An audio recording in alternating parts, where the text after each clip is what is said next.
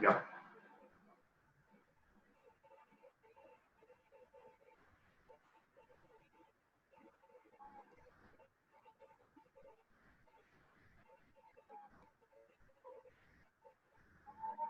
Miren, sobre todas las sesiones que nosotros hemos hecho a lo largo de esta semana, que mañana culmina, yo les voy a alcanzar los materiales. ¿En qué consiste? Bueno, los libros ya les acabo de enviar. Esos libros solo tienen que ver con el tema de pedagogía y de tecnología, de cómo éstas se integran a la educación universitaria, ¿no? Y algunos otros temas relacionados. Me falta enviarles las guías del manejo de herramientas y una guía resumida que estoy elaborando, lo que todavía no lo termino, que es para este taller y para el taller anterior que había hecho. Una guía bastante resumida, pero práctica, ¿no? De cómo usar. Y las diapositivas también les voy a pasar. Algunas diapositivas las estoy mejorando porque no les hice bien, entonces tengo que hacerlos mejor. Entonces, el día de hoy vamos a ver la tutoría en el entorno virtual. No olvidemos que la tutoría es una actividad aparte de la docencia. En el entorno virtual, la educación, quienes lideran, facilitan y son responsables de hacer las actividades académicas o las actividades de enseñanza-aprendizaje son el profesor y el tutor. O sea, son las dos personas. ¿Y por qué pasa esto? Porque en los inicios de la educación virtual, cuando recién se estaban implementando y habían propuestas, me refiero a los años 1998 hasta el año 2010 más o menos, era todos estos 12 años que la educación virtual estaba madurando, todavía no eran propuestas tecnológicas y metodológicas que fueran ya maduras, ¿no? Todavía se estaba probando, había mucha tecnología que se estaba desarrollando. Entonces, esta propuesta que yo les estoy, o este modelo que yo les estoy presentando acá, es un modelo que se hizo en el año 2000, que lo hizo Gilly Salmon de la Open University del Reino Unido, ¿no? Y este modelo ha permanecido hasta la actualidad. Se han hecho unos pequeños cambios. Si ustedes lo comparan con el original, yo le he modificado aquí algunas cositas, adaptándolo a estos tiempos, pero les voy a pasar el estudio, lo tengo yo en PDF. Se han hecho algunas modificaciones, pero se sigue tomando en cuenta este modelo clásico porque se sigue adaptando. Ahora, ¿por qué existe el papel del tutor y por qué se mantiene hasta la fecha? Fíjense, cuando la educación virtual empezó, estamos hablando de los años 2000, 2001, 2003, que empezó ya en las universidades, en algunas empresas, aparecieron los sistemas de gestión de aprendizaje. El software que más se usaba y que se usa hasta ahora es el Moodle, ¿no? El Moodle apareció más o menos 2001, 2003, recuerdo, porque cuando recién apareció era bastante abierto y se integraban programadores, diseñadores de todo el mundo, ¿no? Incluso yo recuerdo que participé 3 años más o menos en ese proyecto, porque era un proyecto abierto, ¿no? Lo hacía una universidad australiana. Y entonces, volviendo al modelo de tutoría, como en esos años la tecnología todavía no estaba muy integrada al ámbito de educación, se necesitaba un puente para que las tecnologías y la educación no se divorcien, sino más bien sumen.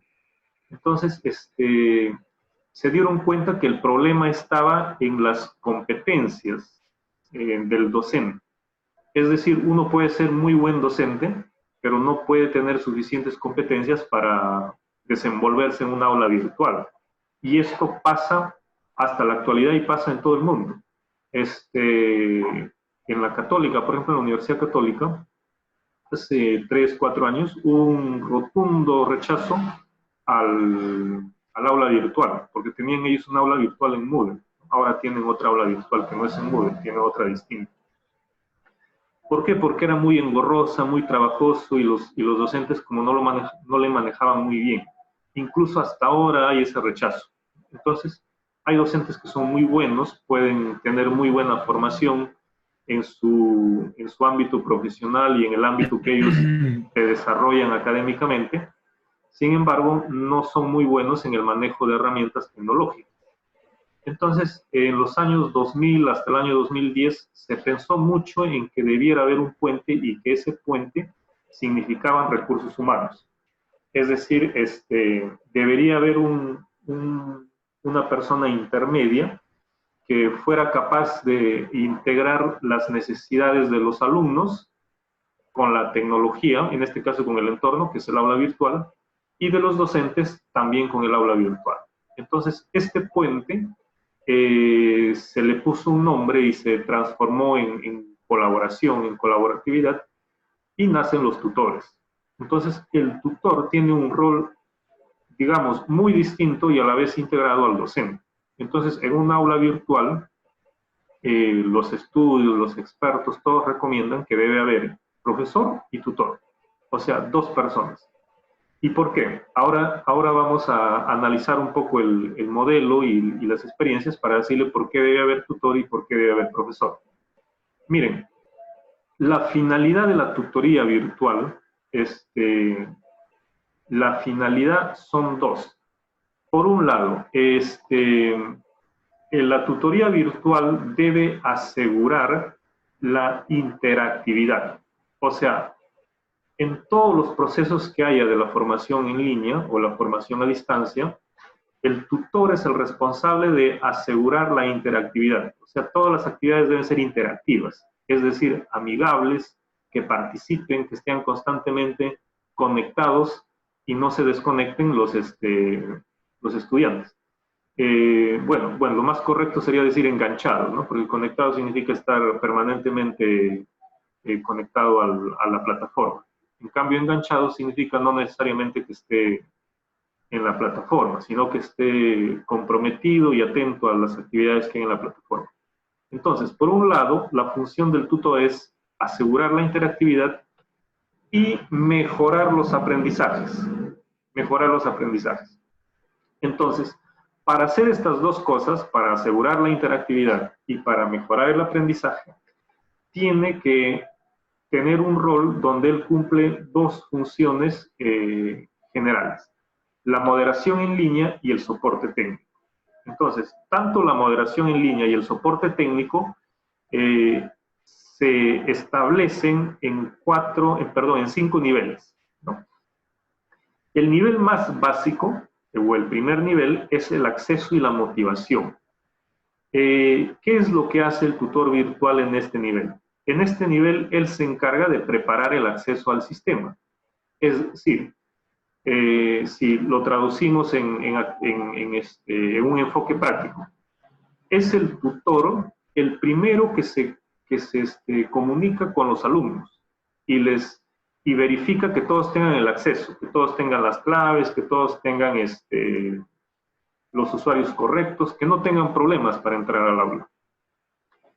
Esa es su función por un lado técnico, o sea, de ver que todos tengan el acceso al aula virtual. Luego viene la otra función, la función de moderación en línea. Ahí se asegura de que, de que todos los alumnos estén realmente presentes, motivados para empezar a llevar el curso o llevar el programa, etcétera, etcétera, en el aula virtual. ¿Qué es lo que hace inicialmente el tutor? El tutor se presenta al profesor, habla del curso, habla de las herramientas que va a haber, habla cómo se va a evaluar, cómo va a ser el cronograma del curso, etcétera, etcétera. Entonces, no es el profesor el primero que toma contacto con los alumnos, sino es el tutor. El tutor es el que les guía inicialmente a los estudiantes de cómo se van a desarrollar todas las actividades en el aula virtual. La razón de que sea así es obvia. Como les digo, hay profesores que son muy buenos en su materia, pero no son tan buenos en el manejo de herramientas tecnológicas. por más que se capaciten, no tienen las suficientes habilidades, ¿no?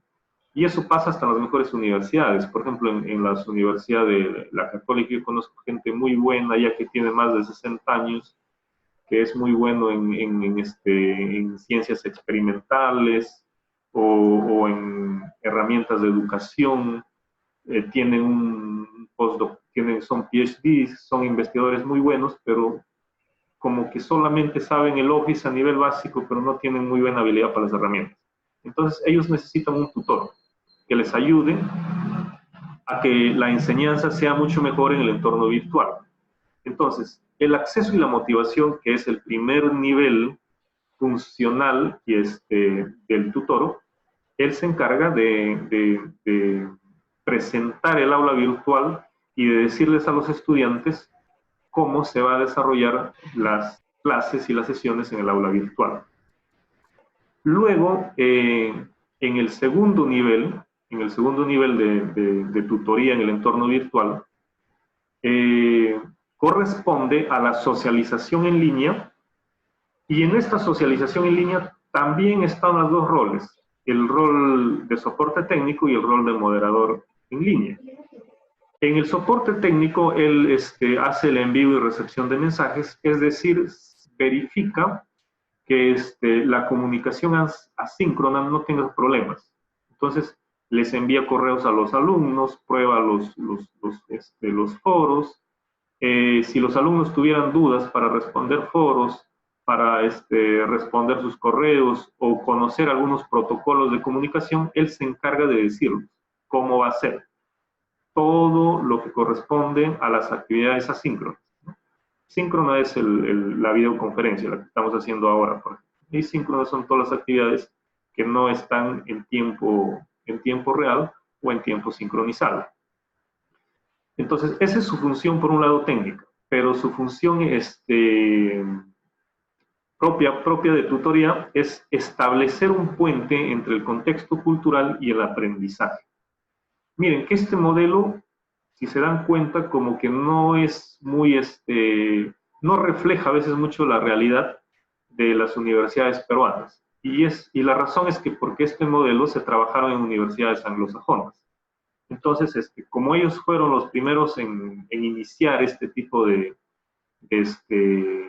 espacio, ¿no?, de educación online, fueron también los quienes orientaron y diseñaron cómo deberían ser los modelos de tutoría.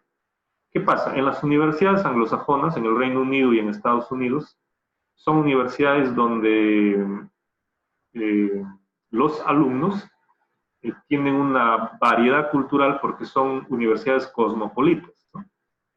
Quiere decir que tienen alumnos de todas partes del mundo. Entonces vienen gente de diferentes culturas. Estados Unidos, por ejemplo, tiene muchos estudiantes latinoamericanos, hindúes, chinos, y muchos de ellos a veces tienen problemas hasta con el idioma. Entonces, el tutor se encarga de verificar si es que hubiera barreras culturales para que las actividades académicas no tengan inconvenientes al momento de desarrollarse en el entorno virtual. Entonces, él hace un puente entre el contexto cultural y los aprendizajes. A los alumnos que tuvieran barreras culturales, barreras sociales, entonces él los identifica y pues les otorga las facilidades y les ayuda a desempeñarse mejor en el aula virtual. Ahora, aquí en nuestro país, pues culturalmente somos más homogéneos, ¿no? En la universidad todos casi somos de la misma cultura, entonces no hay tanto esta barrera, pero podría haber barreras en términos sociales. Entonces, el tutor tiene que identificar esto.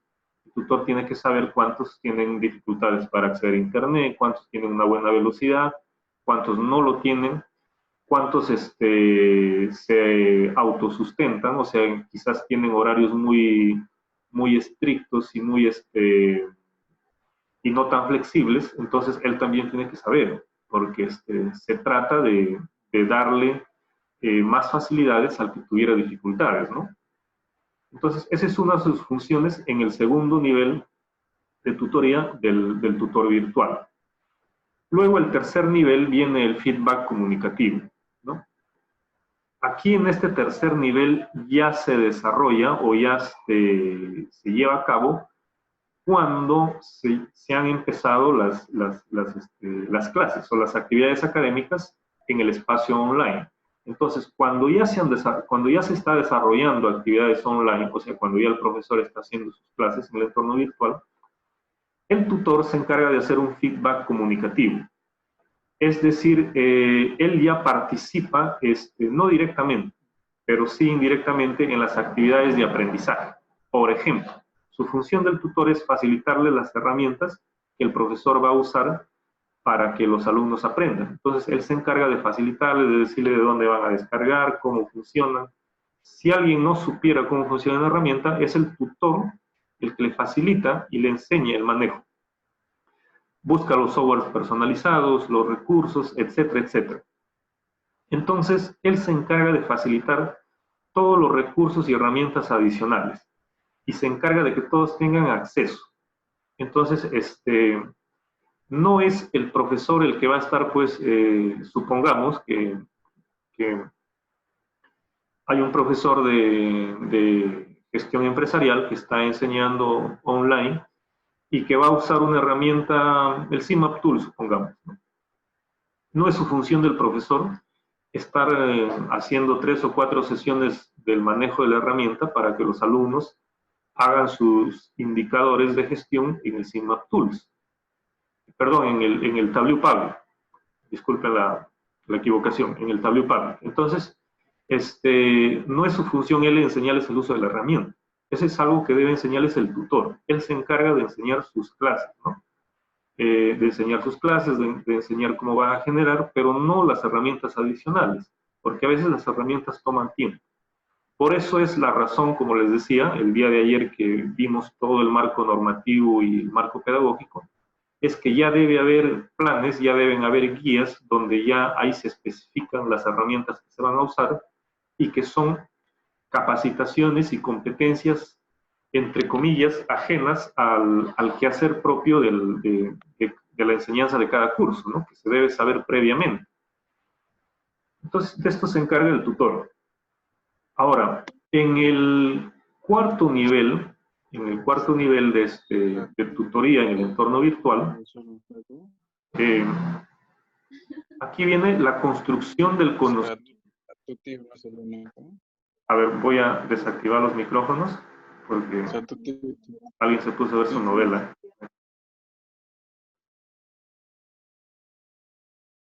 Ya. El cuarto nivel, el nivel de construcción del conocimiento. Entonces, aquí en este nivel ya el tutor sí participa junto con el docente en identificar a los alumnos que están en la curva crítica de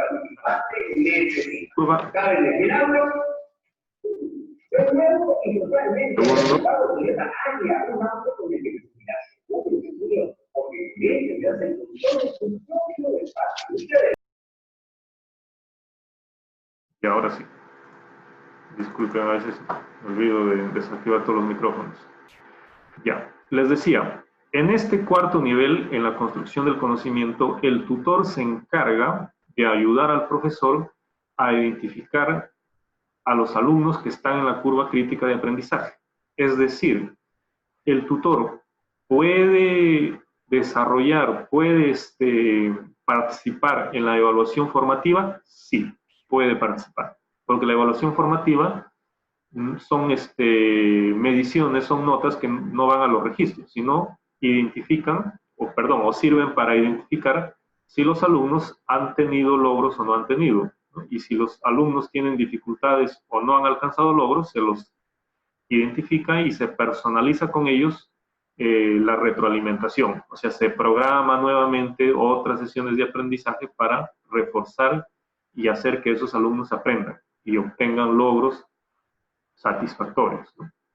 Entonces, aquí el tutor puede participar en actividades dentro del aula virtual, ¿no? Pueden ser foros, pueden ser cuestionarios, pueden ser otras actividades colaborativas que se hagan y que el tutor tiene la suficiente capacidad pedagógica para hacerlo y para coayudar.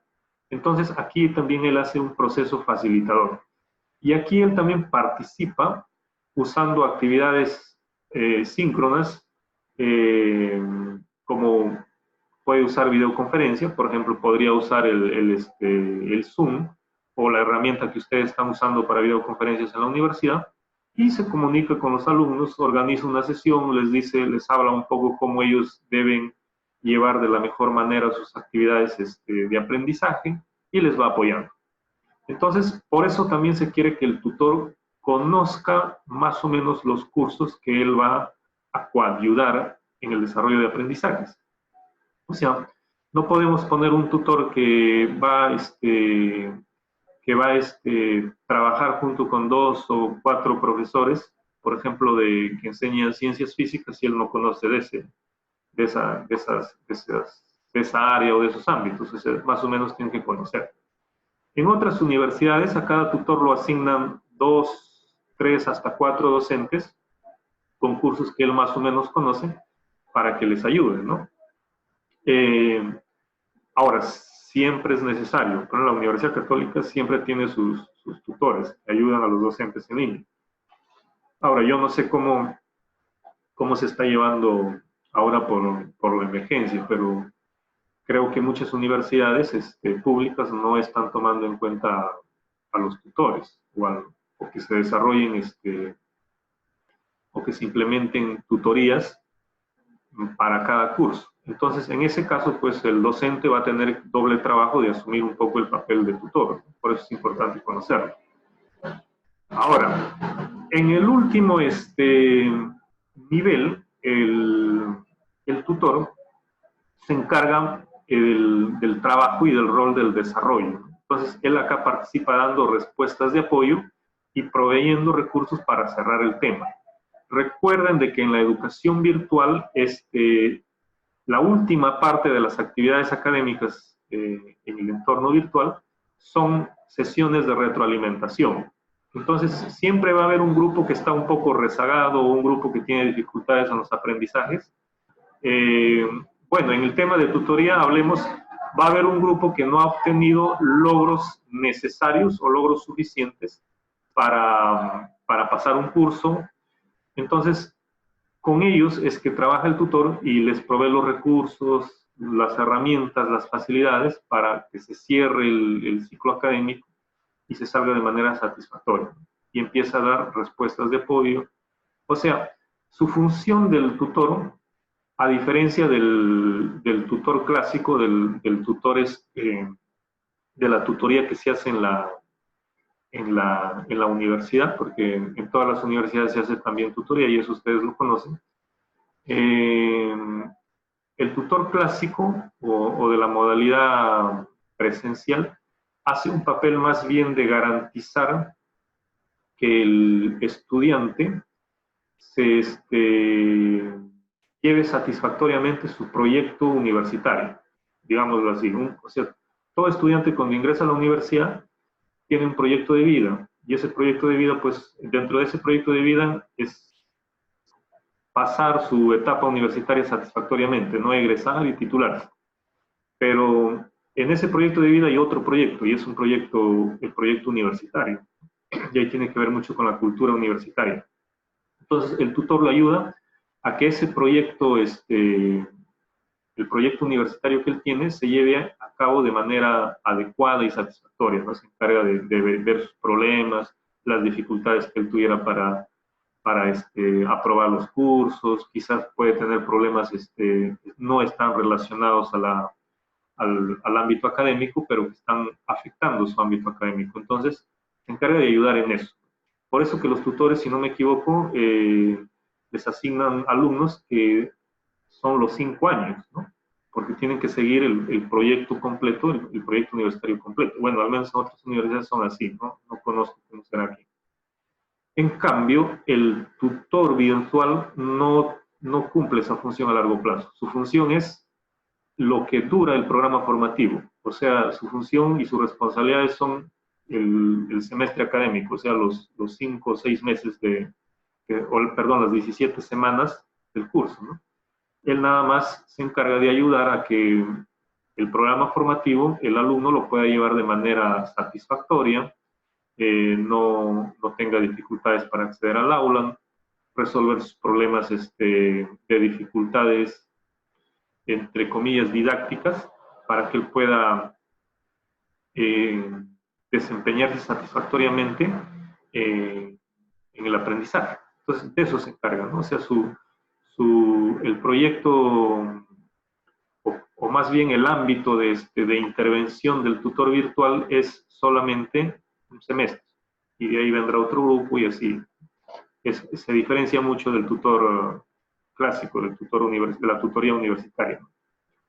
Ahora, esto es a grandes rasgos la tutoría en el entorno virtual, tanto en las dos funciones que cumple el tutor, ¿no? Uno, asegurar la interactividad en el ámbito virtual o en el ámbito de educación a distancia, y ayudar a mejorar sus aprendizajes. Son dos cosas: mejorar aprendizajes, asegurar la interactividad.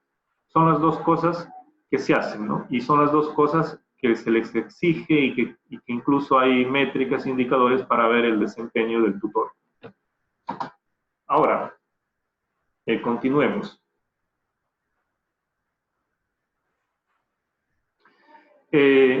Miren, ¿cuáles son los roles?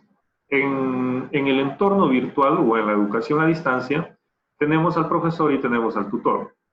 Ambos tienen diferentes roles. Si lo comparamos con el profesor tiene 3 roles clásicos en una aula virtual.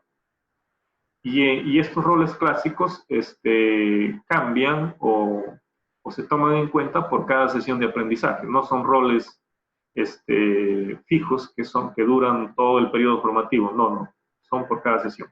Tiene el de guía facilitador.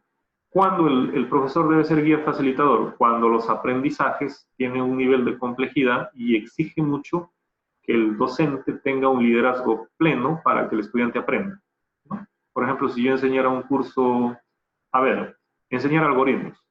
Enseñar algoritmos, siempre el rol, la mayoría de veces, va a ser guía facilitador. No puede ser guía moderador o guía tutor. Solo en unas cuantas sesiones, o en el menor porcentaje de sesiones, va a ser guía moderador y guía tutor, ¿no? ¿Por qué? Porque es un curso que obviamente exige mucha pericia y mucho capacidad memorística, que el profesor tiene que estar enseñando permanentemente, porque también son cursos de los primeros ciclos, ¿no? Y a veces los estudiantes vienen con bastantes dificultades en el campo de lógica matemática, en el campo de conocer cómo funciona la computación, cómo funcionan las ciencias de la computación. Entonces, ahí el profesor es guía facilitador la mayoría de veces. Pero va a haber cursos, por ejemplo, si yo enseño gestión de proyectos, la mayoría de veces voy a ser yo guía moderador y guía tutor, porque ya gestión de proyectos es un curso que más o menos está en los ciclos intermedios, ¿no? A mitad de carrera más o menos, ¿no? Y que el alumno ya debe tener muchos conocimientos previos, y se supone que, como ya ha aprobado muchos cursos con esos conocimientos previos, entonces el profesor hace un papel más de organizador, orientador, y que va participando solamente en los aprendizajes más significativos. Entonces, estos roles cambian de acuerdo a las sesiones que se hacen, y en algunos casos también el profesor tiene que ser guía tutor. Y guía tutor les ayuda a los alumnos a que se desempeñen mejor académicamente en dificultades que no están directamente relacionadas al curso o a la materia que se está enseñando. Puede que algún alumno tenga dificultades por razones ajenas, y que el profesor quizás tiene que enterarse y darle algunas pautas para que pueda llevar satisfactoriamente el curso o sus aprendizajes, ¿no? Esa es su función del profesor. Ahora, su función o sus roles del tutor son distintos. Actualmente el rol se le llama acompañante. O sea, el tutor es un acompañante ¿de quién? Del alumno, también del profesor. El rol más importante es el acompañante orientador. Y el otro rol es el acompañante organizador. El acompañante organizador tiene más que ver con funciones técnicas, ¿no? Si el alumno o el profesor tiene algunas dificultades técnicas con el manejo de recursos, herramientas o del sistema de gestión, en este caso con el aula, es el tutor el que le ayuda. O sea, en primer plano es el tutor el que le ayuda, no el servicio técnico ni el área de informática. El área de informática soluciona problemas propiamente técnicos del sistema de gestión, pero no de las herramientas ni de los recursos. Eso no lo ve el área de informática, eso lo ven el tutor. Entonces, él ahí les ayuda a organizar, a darles facilidades, y en su rol de acompañante orientador, pues orienta a cómo los alumnos aprendan mejor en el entorno virtual. Entonces, el tutor debe saber de pedagogía, debe saber de psicopedagogía, debe saber de algunas técnicas de cómo gestionar emociones o gestionar el tiempo. Porque recuerden que todo tiene su tiempo y tiene que haber un cumplimiento de cada una de las actividades. Entonces, él se encarga de hacer eso.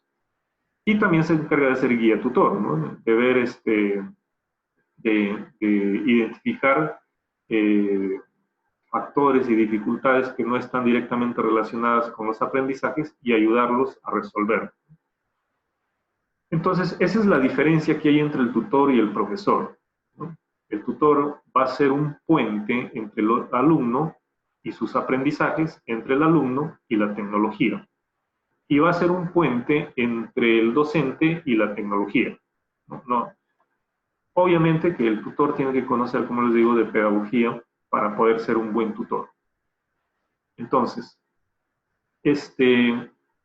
esos son los dos, digamos, recursos humanos que necesita un aula virtual para que funcione bien. Necesita un tutor y necesita un profesor. El profesor por sí solo no va a poder llevar a cabo de manera satisfactoria todo el desarrollo académico las actividades académicas relacionadas a un curso en el aula virtual. Es normal porque, como les digo, el profesor se centra en sus propias competencias que él tiene para desarrollar un curso. Y por más que le preste atención a los recursos y herramientas virtuales, siempre va a quedar un poco desfasado. ¿Por qué? Porque a él le interesa enseñar el curso. No le interesa, aunque debería interesarlo mucho saber de tecnologías, pero el problema es que las tecnologías cambian muy rápido. Y como cambian muy rápido, a veces no puede seguir el mismo ritmo, ¿no? Quizás con las áreas de informática y de comunicaciones no pasa eso, porque como están directamente trabajando con tecnologías, están permanentemente actualizados. Pero imagínense en una carrera de educación, en una carrera de economía, en una carrera de ingeniería química o de medicina, ¿no? Vas a encontrar profesionales y docentes que se han quedado con la herramienta que han aprendido y quieren seguir usándolo hasta que se mueran. Y no es así, pues, ¿no? Hay que innovar y hay que cambiar. Entonces, a pesar que las universidades y los mismos espacios académicos exigen que el profesor aprenda, pero no tiene toda esa obligación de estar actualizado y de manejar de manera suficiente y excelente como lo hace un tutor. Entonces el tutor es el puente. Ahora, actualmente, me estaba olvidando de algo. Los tutores también cumplen función de monitorear las actividades del docente. En otras universidades lo hacen. En la Universidad Católica, por ejemplo, contrata tutores y el tutor se encarga de verificar que si al docente le han programado 20 horas de videoconferencia y le han programado en tales horas y tales días, el tutor se encarga de ver que el docente cumpla ese cronograma, ¿no? Y si no cumpla, va informando, va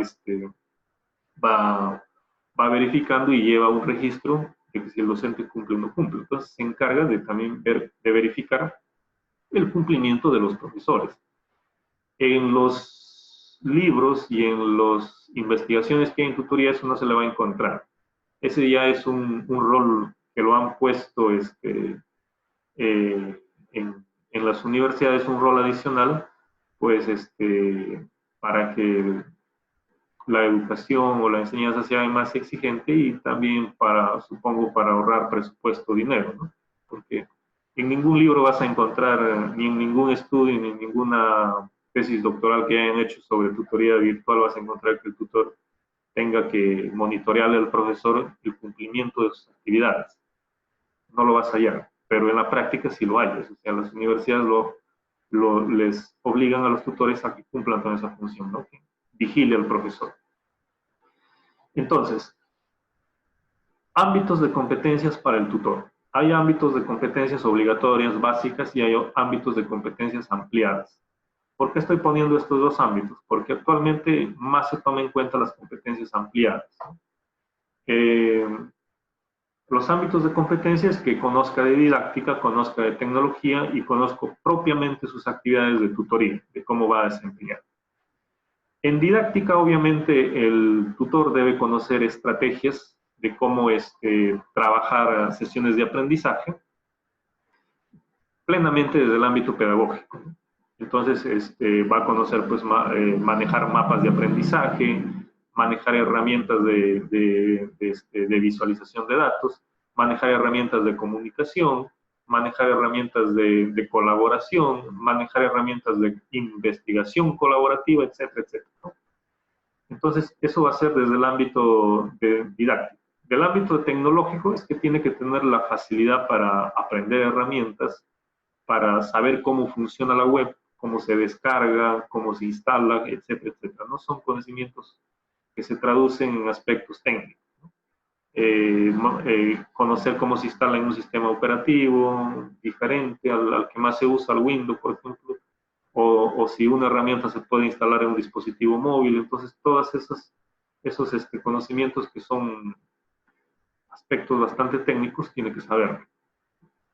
Y tutoría, pues, tiene que saber desempeñarse en el ámbito virtual, saber comunicar, saber hablar, tener valores que se reflejen en el entorno virtual, ¿no? Puntualidad, que se conecte, que responda. Por ejemplo, es importantísimo responder rápido. En el entorno virtual, pues, no vas a mandar emails de cada semana, ¿no? Tienes que estar diario, estar atento a las actividades, a lo que va avanzando el estudiante.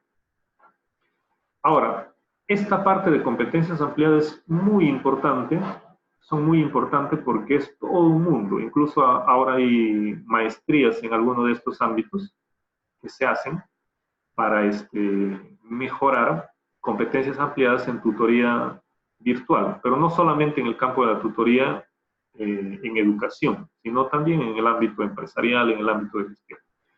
Veámoslo cada uno de ellos. Competencias ampliadas que son evaluadoras y de gestión de calidad.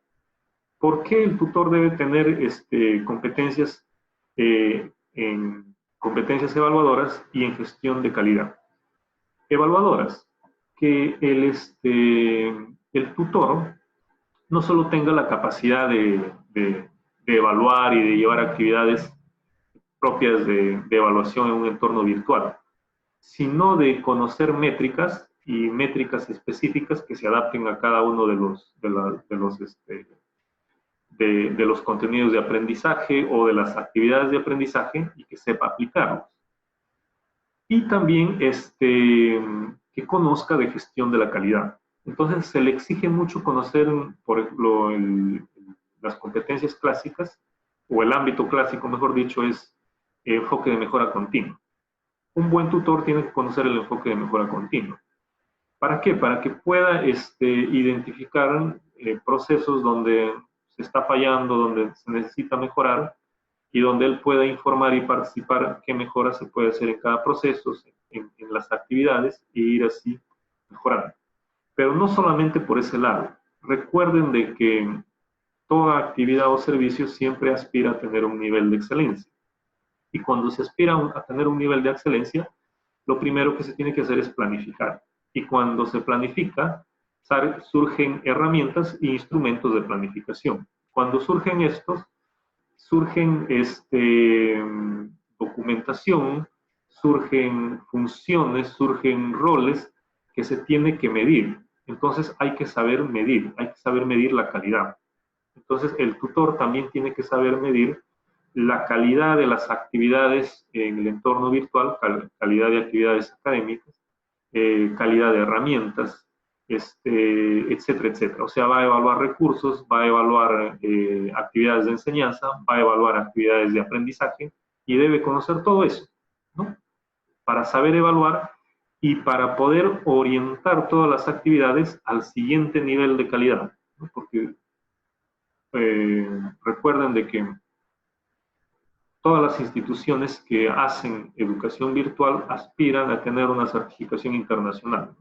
Incluso el CINEACE, cuando se hace la acreditación universitaria y se ve este lado de la educación a distancia, pues recomienda que se tiene que acreditar esto. O sea, hay una acreditación también para la educación virtual y hay una certificación internacional que te dice, ustedes su programa formativo virtual lo hacen de manera excelente, hay la garantía, tienen todas las herramientas, las condiciones necesarias para eso, y eso se ha logrado gracias a que se ha tomado en cuenta la cuestión de la calidad. Entonces, el tutor debe conocer de esto. Debe manejar el enfoque de mejora continua en el ámbito de la educación universitaria. Ese es uno de ellos. Ahora, hay otra competencia ampliada que es el liderazgo en la gestión de la interacción. Y fíjense que en otros países hay maestrías que se hacen en liderazgo de gestión de la interacción o en gestión de la interacción. No sé si acá habrá en el Perú, pero sí hay al menos cursos de especialización en gestión de la interacción. ¿Y por qué es importante la gestión de la interacción? Este ámbito se ha traído del lado empresarial al lado educativo. ¿Por qué razón? Porque en el lado empresarial funciona muy bien. ¿Y de qué se trata la gestión de la interacción? La gestión de la interacción tiene que ver con todos los aspectos comunicacionales entre las partes interesadas, sobre todo entre clientes, entre la institución o la empresa y los clientes. Tanto clientes externos y clientes internos. Miren, por ejemplo, las empresas lo que hacen, sobre todo los bancos, lo aplican esto, es que, ¿cómo aplican la gestión de la interacción?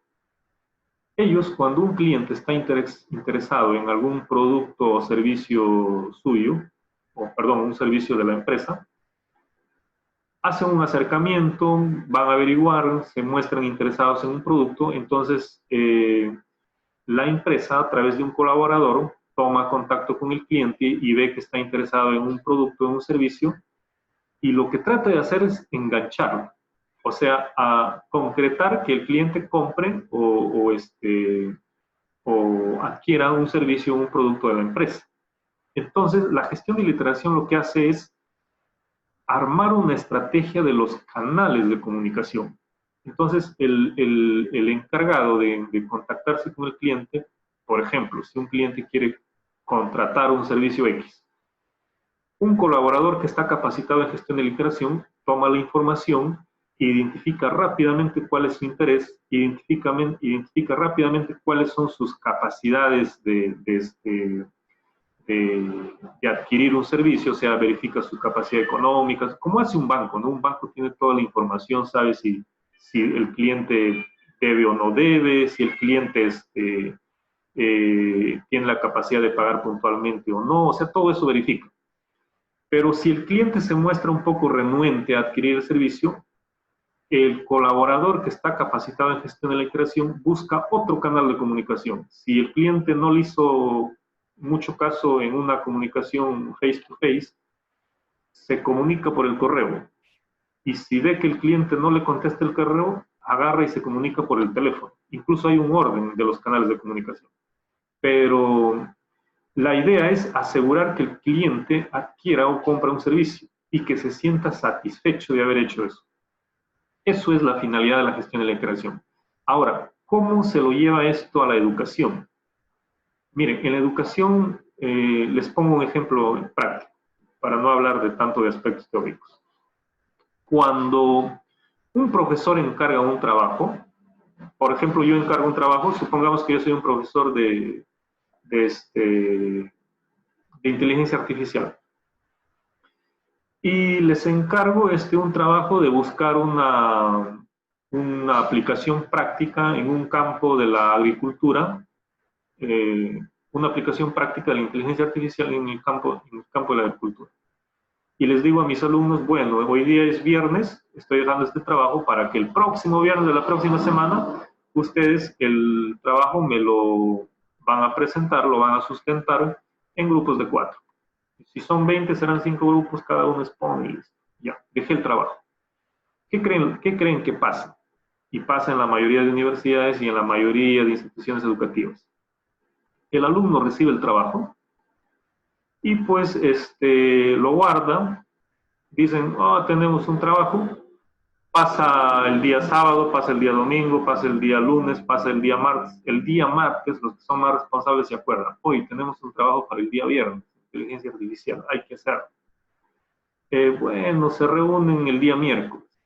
El día jueves, los más responsables ya los tienen. El día jueves, recién, de los 20, recién les están mandando 4. Y 16 todavía ni se acuerdan. Esos 16, el día jueves en la noche, toditos están como un poquito asustados y acelerados y dicen, hoy tenemos trabajo para mañana. Empiezan a hacerlo. De esos 16, la mitad empiezan a hacer el trabajo y lo presentan el día viernes a la última hora, una hora antes de ir a la exposición. Y el profesor todavía ni siquiera tiene los trabajos para enterarse que van a exponer los alumnos. Y los 4 restantes recién quieren hacer el trabajo 2 horas antes de la exposición. Y esos 4 empiezan a buscar pretextos, ¿no? Es decir, ¿y qué tal si le decimos al profesor que nos dé un día más porque no hemos encontrado trabajo, porque un compañero del grupo se ha enfermado? Y busquemos un pretexto y ampliemos esto, estirémoslos un poco el tiempo. Y ellos son los que agarran el teléfono. Profesor, el trabajo que me ha dado, en realidad no lo entiendo qué ha dicho en la última parte. ¿Qué es para hacer? Y les pasa, y pasa en todos los niveles. Tienen el grupo que perdió toda la motivación y el compromiso y a última hora quiere hacerlo, pero quiere hacerlo a su manera, quiere hacerlo fuera del tiempo, no hay cumplimiento de nada. Entonces, ¿qué pasó ahí? Ahí lo que pasó es que no se hizo una adecuada gestión de la interacción. Entonces, ¿qué debe hacer el tutor en el entorno virtual cuando el profesor deja una tarea? Miren, ¿qué es lo que hace? Yo dejo una tarea ahorita de inteligencia artificial para el día viernes, para que cada uno busque un caso de la aplicación en el campo de la agricultura. El tutor está atento a las tareas que deja el profesor. Dejo esa tarea y el tutor, una hora después que culmina la clase, empieza a escribir en el correo a todos los estudiantes y les dice, tienen una tarea de inteligencia artificial y miren, yo les facilito acá algunas guías, algunos materiales que les puede servir y por favor quiero saber quiénes quieren hacer el día de mañana mismo para yo orientarles y facilitarles y empezar, para que yo les dé unas pautas para que ustedes hagan una buena exposición, porque quiero que ustedes saquen 18. O sea, siempre hay una comunicación positiva, siempre la comunicación y el lenguaje en la gestión interactiva es en términos positivos. Entonces, automáticamente el tutor ya está enganchando o convenciendo, supongamos de los 20, a unos 5 o 6 alumnos. A esos 6 alumnos, como que se sienten comprometidos y presionados y dicen, ya, yo quiero hacer mañana el trabajo. Y el día de mañana el tutor les cita una reunión virtual, les orienta, les dicen, hagan esto, y presenten el día de mañana, por favor. Les felicita, incluso les dice, ustedes son unos alumnos geniales, responsables, presenten mañana mismo que el profesor también les va a facilitar y el profesor les va a considerar a ustedes como sus asistentes, van a tener una nota adicional, un punto más, y yo quiero que mañana presenten, no me hagan quedar mal. El día lunes en la tarde, esos 5 alumnos están presentando el trabajo. El día lunes en la tarde, el tutor verifica quién no ha respondido el correo. Al que no ha respondido, elige otro canal de comunicación. Agarra el teléfono y les llama. Señor tal, por favor, tienes un trabajo, me preocupa porque no me respondiste el correo. Y automáticamente en el siguiente grupo la idea es enganchar al 75% en menos de la mitad del plazo establecido. Entonces, el día martes él se engancha con la otra mitad y les ayuda a resolver el trabajo, les dice, les convence. El día martes, el 70% de los alumnos ya han entregado el trabajo. El profesor conoce qué van a exponer, incluso les puede hacer recomendación. Obviamente que va a haber un grupito que se va a descuidar un poco. A ese grupo el tutor le va a presionar, les va a hablar por teléfono, les va a citar a una videoconferencia, les presiona, pero de manera muy positiva y de manera muy asertiva, que el día miércoles todos han entregado su trabajo al profesor, el profesor conoce y todos están preparados, porque ya hicieron su tarea, o sea, no les dejó tiempo a que ellos procrastinen o dilaten el tiempo y todo se hace de manera efectiva. Entonces, el día viernes todos estarán sin problemas, nadie va a estar con pretexto, profesor, por favor, póngale para el día lunes o denos un día más. Entonces, de eso se trata la gestión de la iteración. La gestión de la iteración se trata de buscar todos los canales de comunicación posibles para asegurar el cumplimiento de una actividad o para asegurar el compromiso de un cliente, en este caso de los alumnos, con sus obligaciones que ellos tienen, o sea, presentar su trabajo en el tiempo que se le ha estipulado. Entonces, eso es lo que hacen.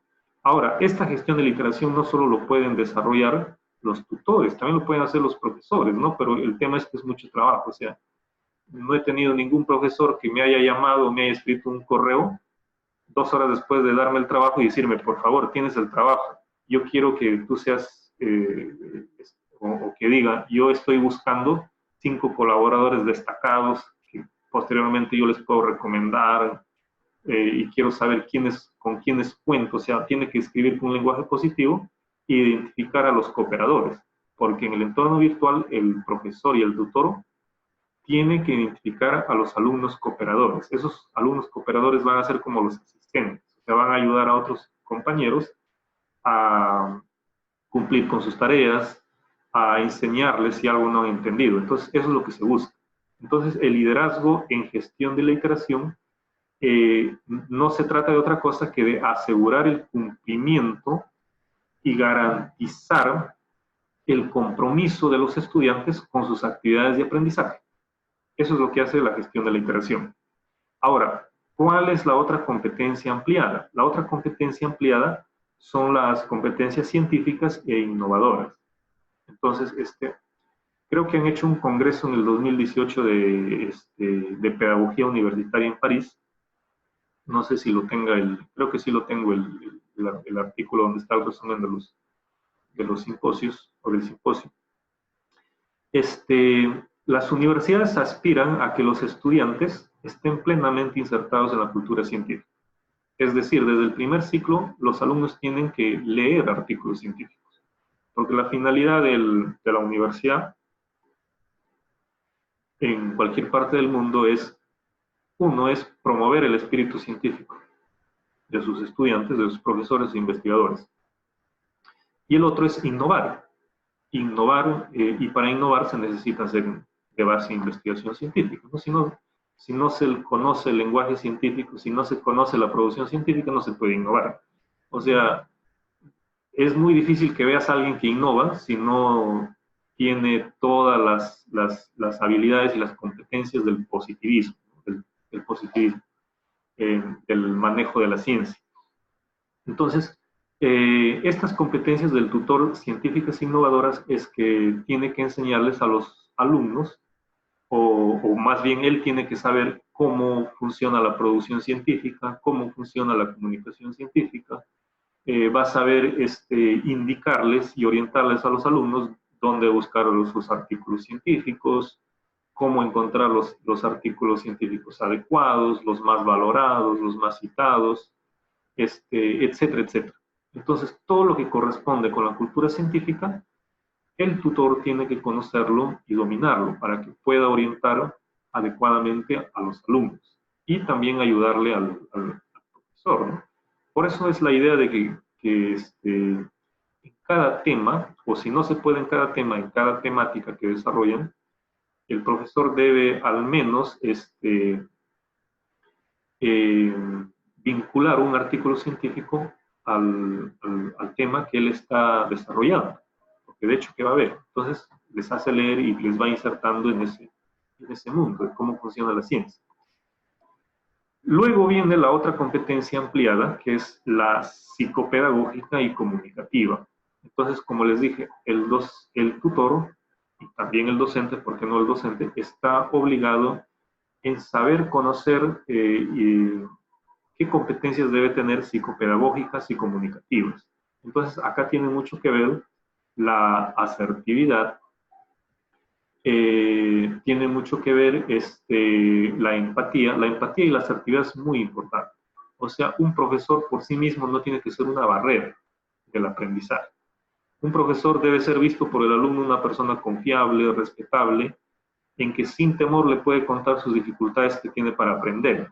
O sea, si un alumno te tiene vergüenza en contarte de que él no sabe tal cosa, pues el que está fallando no es el alumno, el que está fallando eres tú.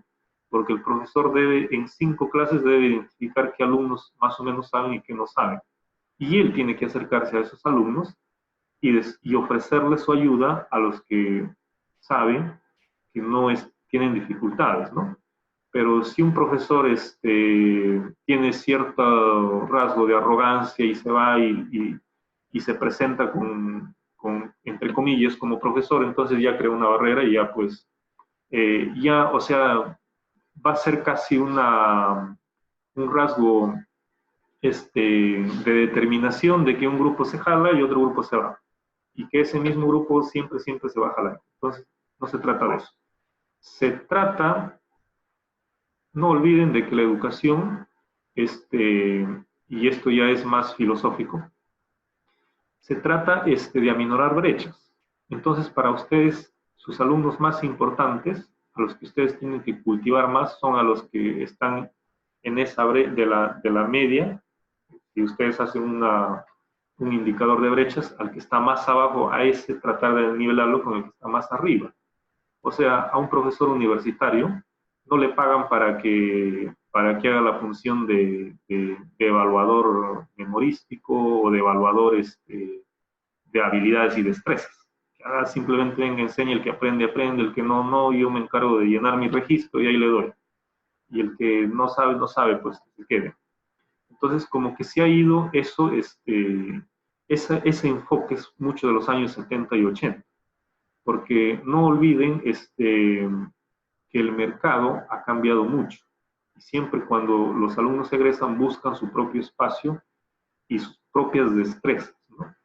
Y eso pasa en todo el mundo, ya no solo pasa en los países, yo hace 3 años pensaba que ese es un problema de los países subdesarrollados y los países emergentes, pero también pasa en los países desarrollados, pasa en España, pasa en Alemania, en Francia, que salen de la universidad y han estudiado, por ejemplo, biología, pero como uno es que no hay mucho campo de empleo en la biología, terminan trabajando en otra cosa muy distinta. Y han tratado de adecuarse y llevar todas sus habilidades, sus conocimientos del campo de la biología a otro campo. Y va a seguir pasando, y cada vez más es así. O sea, cada vez más el espacio, la mitad lo crea uno mismo y la otra mitad se adecua a la realidad.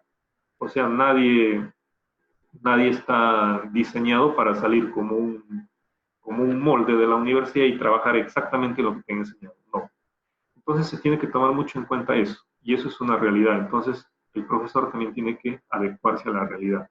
Y para adecuarse a la realidad tiene que ser un poco psicólogo, para conocer a sus alumnos, y la finalidad pues es ayudarles a crecer en aprendizajes, en competencias, etcétera, etcétera, ¿no? Y comunicativas, o sea, un profesor tiene que saber comunicarse. Esas son las 4 competencias ampliadas, ¿no? que se deben conocer. En algunas universidades les exigen estas 4 competencias, en otras no.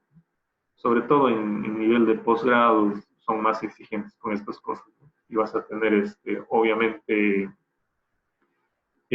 tutores muy competentes y que dan el clavo. Ahora, siempre les hablo de la UTEC porque yo conozco gente que enseña en esa universidad, que son mis amigos.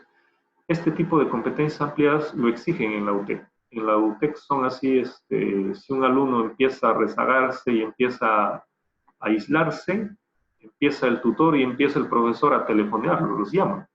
les llaman, ¿no? Y no es por su dinero, no es porque si se van, nos quedamos sin sueldo, no, no es eso. Es porque ya se ha hecho una filosofía de trabajo, porque esa universidad es una universidad muy millonaria, o sea, no, no va por ese lado, va por otro lado. Pero eso hay que ser. O sea, hay que empezar a tener vocación por nuestro trabajo, ¿no? Hay que empezar a levantar el teléfono y si un estudiante empieza a desaparecer o empieza a jalarse, pues hay que acercarse y hay que preguntarle qué le pasa. Y hay que comunicarle que nuestro interés o su interés de ustedes es hacer que sea un buen profesional, de que cumpla sus metas, cumpla sus sueños y que esa partecita del trabajo o el aporte que él está haciendo quiere que sea efectivo. Entonces tienen que acercarse más a sus profesores, ¿no? Perdón, a sus alumnos. Y y saliéndose un poquito a manera de anécdota, por ejemplo, hay muchos alumnos que cuando siempre nos hablamos entre egresados, se acuerdan mucho de 2 o 3 profesores de la universidad, ¿no? Siempre se acuerdan hablar del profesor, ya no recuerdo su nombre, que trabaja en Lima, que trabajaba en una ONG, recuerdo, hay 2 profesores, pero no se me fue el nombre. Que siempre hablan, ¿no? Que eran profesores tan buenos que te llamaban si no dabas un examen. Y eso es algo que el alumno no se olvida nunca. Cuando el profesor se acerca a los problemas del estudiante y les ayuda a superarlos. A ver, continuamos. Bueno, empático, moderador, son cosas ya que lo conocen ustedes, ¿no? Ahora, funciones. Sí, uno es por ahí me está escribiendo, el profesor Carpio, profesor Esaú, y hay otro profesor más que se acuerda. Se me fue el nombre porque nunca me ha enseñado ese profesor, pero siempre lo menciono. En toda reunión, César, exacto, profesor César, ¿no? Ese profesor César, me voy a reuniones de ciclos que han sido antes que yo ingrese a la universidad, y todo el mundo se acuerda y César Delgado, y lo mencionan como un muy buen profesor. O sea, más o menos como ese profesor César que lo recuerdan todos quienes han sido sus alumnos, así tienen que ser cada uno de ustedes, o así tenemos que ser los que en algún momento nos hemos dedicado a la docencia, ¿no? De acercarnos a los alumnos y acercarnos con todos los canales comunicativos, ¿no? Entonces, las funciones del tutor: función académica, función técnica, orientadora, social. En la función académica, pues una de sus actividades son las diagnósticas y la evaluación formativa. O sea, él coayuda y participa en la evaluación formativa. ¿Cuál es la finalidad de la evaluación formativa? Identificar alumnos que están en la curva crítica de aprendizaje. Función técnica: proporcionar herramientas disponibles y asegurar que todos los estudiantes lo manejen satisfactoriamente, ¿no? Función orientadora: verificar el cumplimiento de normas, planificar, guiar, etcétera, etcétera. Función social: evitar que el estudiante tenga sentimientos de aislamiento y pérdida de motivación. Entonces ahí tiene que ser actividad motivacional, ahí tiene que estar comunicado permanentemente. Evitar la deserción universitaria, porque en los entornos virtuales hay mucha deserción, los alumnos terminan abandonados, o sea, pueden incluso conectarse y apagar y desactivar el micrófono y el video y están haciendo otra cosa. Y función organizativa. Ahora, para terminar esto rápidamente, miren, respecto a la retención del estudiante en el entorno virtual, hay muchos estudios que se han hecho, hay muchos artículos que ustedes van a encontrar, hay como 3, pero el más actual es del 2016, o sea, ya más o menos 4 años. Pero el que tengo yo a la mano, tengo el PDF, es del 2011. Y lo muestro esto, ¿por qué? Porque en los estudios que han hecho han encontrado casi los mismos hallazgos. Entonces, si los hallazgos se repiten, eso le da ya validez a la investigación. Entonces, no hay que dar más vueltas y hay que aceptar estos hallazgos. Entonces, Esto, por ejemplo, es de una tesis doctoral de Diana Rivera Montalvo, ¿no? Factores que inciden en la retención o deserción del estudiante a distancia. Esto se hizo en una universidad de Puerto Rico y lo presentaron en el 2014 en el conversatorio latinoamericano de e-learning que se hizo en la Universidad Católica, ¿no? Yo también ahí participé en ese año y ahí lo presentaron. Ahora, los otros artículos lo he leído, hay más recientes, ustedes lo pueden buscar, pero el que yo tengo a la mano es este. Y como les digo, se repiten, o sea, son las mismas cosas, los mismos hallazgos, por lo tanto, hay que darlo, garantiza su validez. ¿Por qué se quedan los estudiantes? ¿Por qué quedaron? Por la flexibilidad de la modalidad, tiempo, espacio y disponibilidad. Es decir, tienen estas tres cosas que necesitan los estudiantes, ¿no? Tienen el tiempo, el espacio y la disponibilidad, o sea, son flexibles. Por la accesibilidad del entorno y los materiales. Entonces, aquí se tiene que tener mucho en cuenta el sistema de gestión de aprendizaje que se usa, ¿no? Tiene que evitarse en lo posible de que haya mucha navegación. O sea, si yo quiero descargar un material, debe haber máximo 3 clics. O sea, con 3 clics yo debo llegar al material y descargar. Si voy a hacer 7 u 8 clics para llegar al material, ya estoy perdiendo bastante tiempo. Estoy navegando. Entonces, hay que evitar que en el sistema se navegue mucho. Entonces, abrir una página, luego al otro link, entonces ahí el estudiante se aburre y no le es amigable el aula virtual, ¿no? Y si ustedes ven las mejores aulas que hay, pues la más valorada es la aula que tiene esta plataforma MOOC, el edX. Y en el edX tú entras y en 2 clics descargas tu material. No es directo, están los videos y aprendes ahí. Por la accesibilidad del entorno y los materiales, por el uso de tecnología, o sea, tecnología amigable, tecnología pertinente. Tecnología pertinente, la pertinencia ya dentro de la pertinencia es implícito la efectividad y la adecuación, ¿no? Y amigable, que es fácil de usar. Porque le interesa, o sea, empieza a encontrar sentimientos, emociones positivas con la actividad que él desarrolla, porque le es útil, le ha encontrado un sentido productivo a lo que él hace en el aula virtual, y porque el profesor le presta atención. Entonces, eso ustedes tomen mucho en cuenta. O sea, si un alumno les consulta ahora mismo tienen que responderlo. Si le responden mañana, ya el alumno se empieza a sentir un poco de distancia y de rechazo del profesor. Entonces, la comunicación tiene que ser rápida, no hay que dejar tiempos. Y hay que atender a los alumnos, ¿no? Porque imagínense, si presencialmente nomás ya hay barreras, y virtual hay mucho más. ¿Por qué los alumnos podrían retirarse del aula, de las actividades académicas de educación a distancia? Uno, por el poco apoyo académico y tecnológico. Y por eso es la razón, y es importantísimo, que haya tutores, porque el profesor no se va a alcanzar plenamente para atender a sus estudiantes en el entorno virtual. Y si no hay tutores, pues el profesor va a tener doble trabajo de hacer la función de tutor y profesor, ¿no? Para prestarle ese apoyo académico y tecnológico, o sea, ayudarle.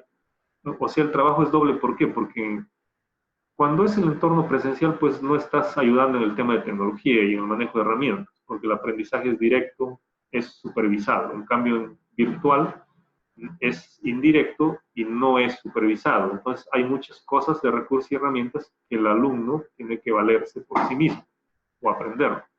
Entonces, ahí requiere apoyo. Y ahí, ¿quién es el responsable o quién cumple ese rol de apoyarlo? Es el tutor. Pero si no hay tutor, va a tener que ser el profesor. Ausencia de retroalimentación al resolver un ejercicio. No olviden que la retroalimentación tiene que estar programada en un entorno virtual. O sea, si son 17 semanas o 16 semanas para desarrollar o impartir clases y evaluar, ustedes tienen que ponerlo 14 semanas para desarrollar e impartir clases y 2 semanas retroalimentación. Claro, estas retroalimentaciones son periódicas, pueden ser cada semana. Si supongamos hay 12 horas 12 horas de clases en una semana, tengo que dedicarle 8 horas a enseñar y a estar dentro de los cánones normales de enseñanza y 4 horas para retroalimentación. En esas 4 horas de retroalimentación no están obligados a participar todos los alumnos. Los que ya entendieron y van bien pueden no participar. Esas 4 horas solamente son para los que tienen dificultades y los que hemos identificado que no tienen logros. Entonces, con ellos se trabaja. Va a ser siempre tiene que ser un grupo más pequeño del total, ¿no? Entonces, ese es el enfoque. Falta de interés del profesor porque comprenda una cuestión. O sea, porque comprenda una cuestión el alumno.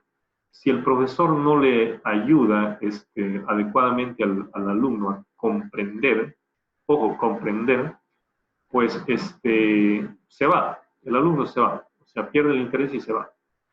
Y le echa la culpa al profesor, siempre es así, ¿no? El profesor no me ayuda, o no sabe, o no cumple, o es muy exigente por acá, o sea, inventa muchas cosas y se va. Sentimiento de desatención, también ese es el otro gran problema. Cuando el alumno se siente desatendido en el entorno virtual, también se va. O sea, por eso tenemos que estar atendiendo. Tenemos que conocer un poco la cultura de grupo también, para ir manejando. Por eso es importantísimo que el enfoque de aprendizaje sea distinto al que normalmente hacen ustedes. Porque en 2 semanas ustedes tendrían, o en las 3 semanas, creo que es un plazo muy corto, eso no lo tengo entendido también, pero en 4 semanas yo creo que ustedes ya deben estar en la capacidad de identificar a sus alumnos cooperadores, o sea, a los que más saben y a los que más cooperan, porque por un lado pueden haber alumnos que saben pero no les gusta cooperar, entonces por más que sepa, el profesor no puede escogerlo a eso, tiene que escoger a alumnos cooperadores, alumnos que sepan y cooperen y que van a ser como sus asistentes del profesor. Y el profesor obviamente les va a recompensar, ¿no? 1 punto más, 2 puntos más, y ellos van a ayudar a sus alumnos, a sus compañeros. A los que no saben les van a ayudar a resolver. Y pues esos cooperadores también el tutor les da algunas pautas de cómo comunicarse, de respeto, de horizontalidad, o sea, ahí viene un poco el manejo de autoridad, porque no hay que darles autoridad, hay que darles compromiso y hay que darles espíritu de trabajo. Eso es lo que hay que transmitir. Si ustedes transmiten espíritu de autoridad, pues mal, ¿no? Porque para empezar, el resto del grupo a su alumno colaborador lo va a ver como el preferido del profesor y no va a querer que él lo ayude o le enseñe, va a querer que le enseñe el profesor y no él.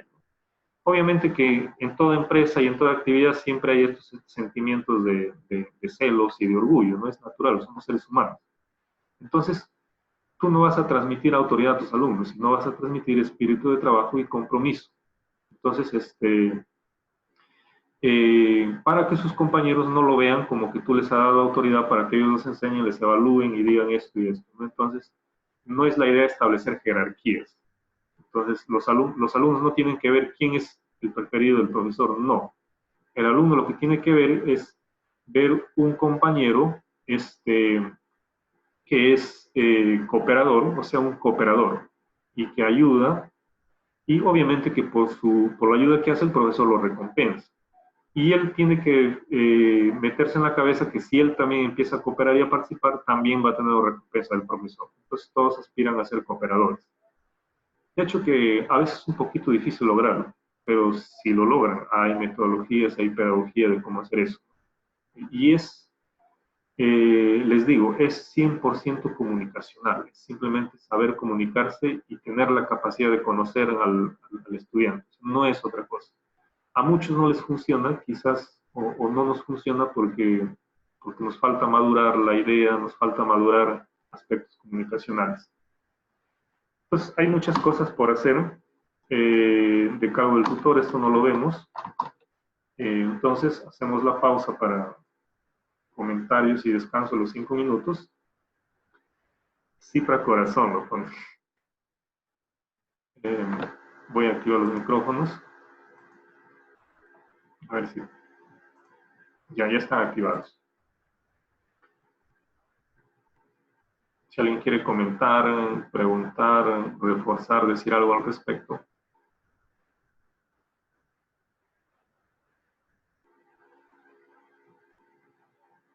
Espero que no se hayan aburrido.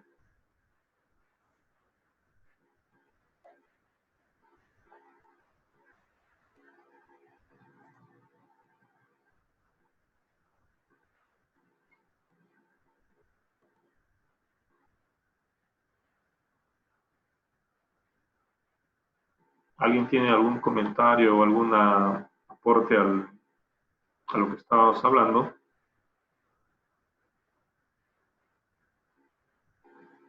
Cristian García nos ha puesto cifra corazón.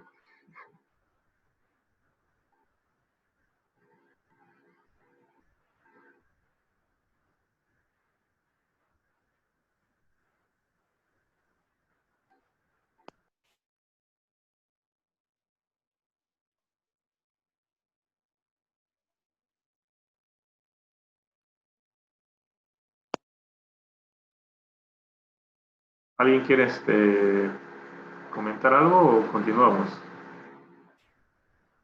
Se ve todo muy calladito. O no me están escuchando, a ver. Así. Richard. Adelante. Richard.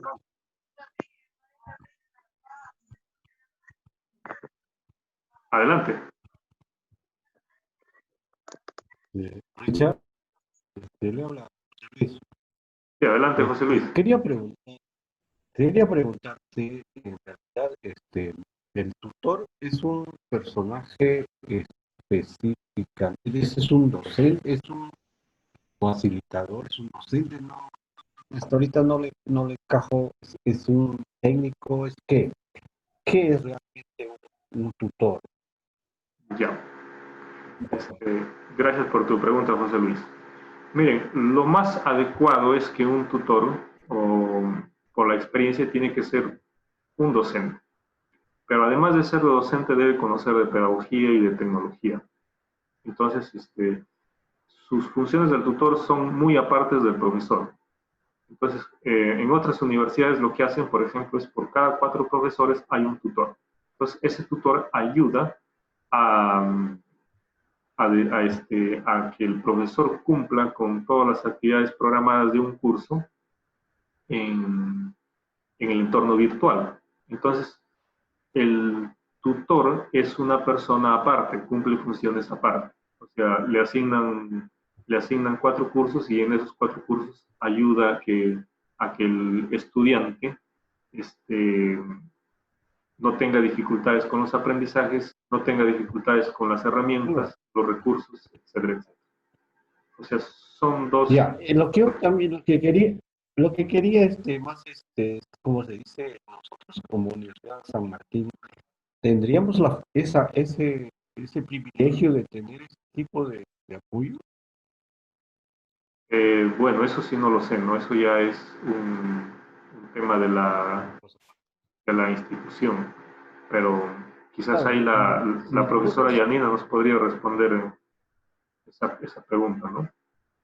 Sí, no le entendí porque mucho nosotros, al profesor Pepe Lucho, si me podría sí, explicar, Luchito Pepito. ya.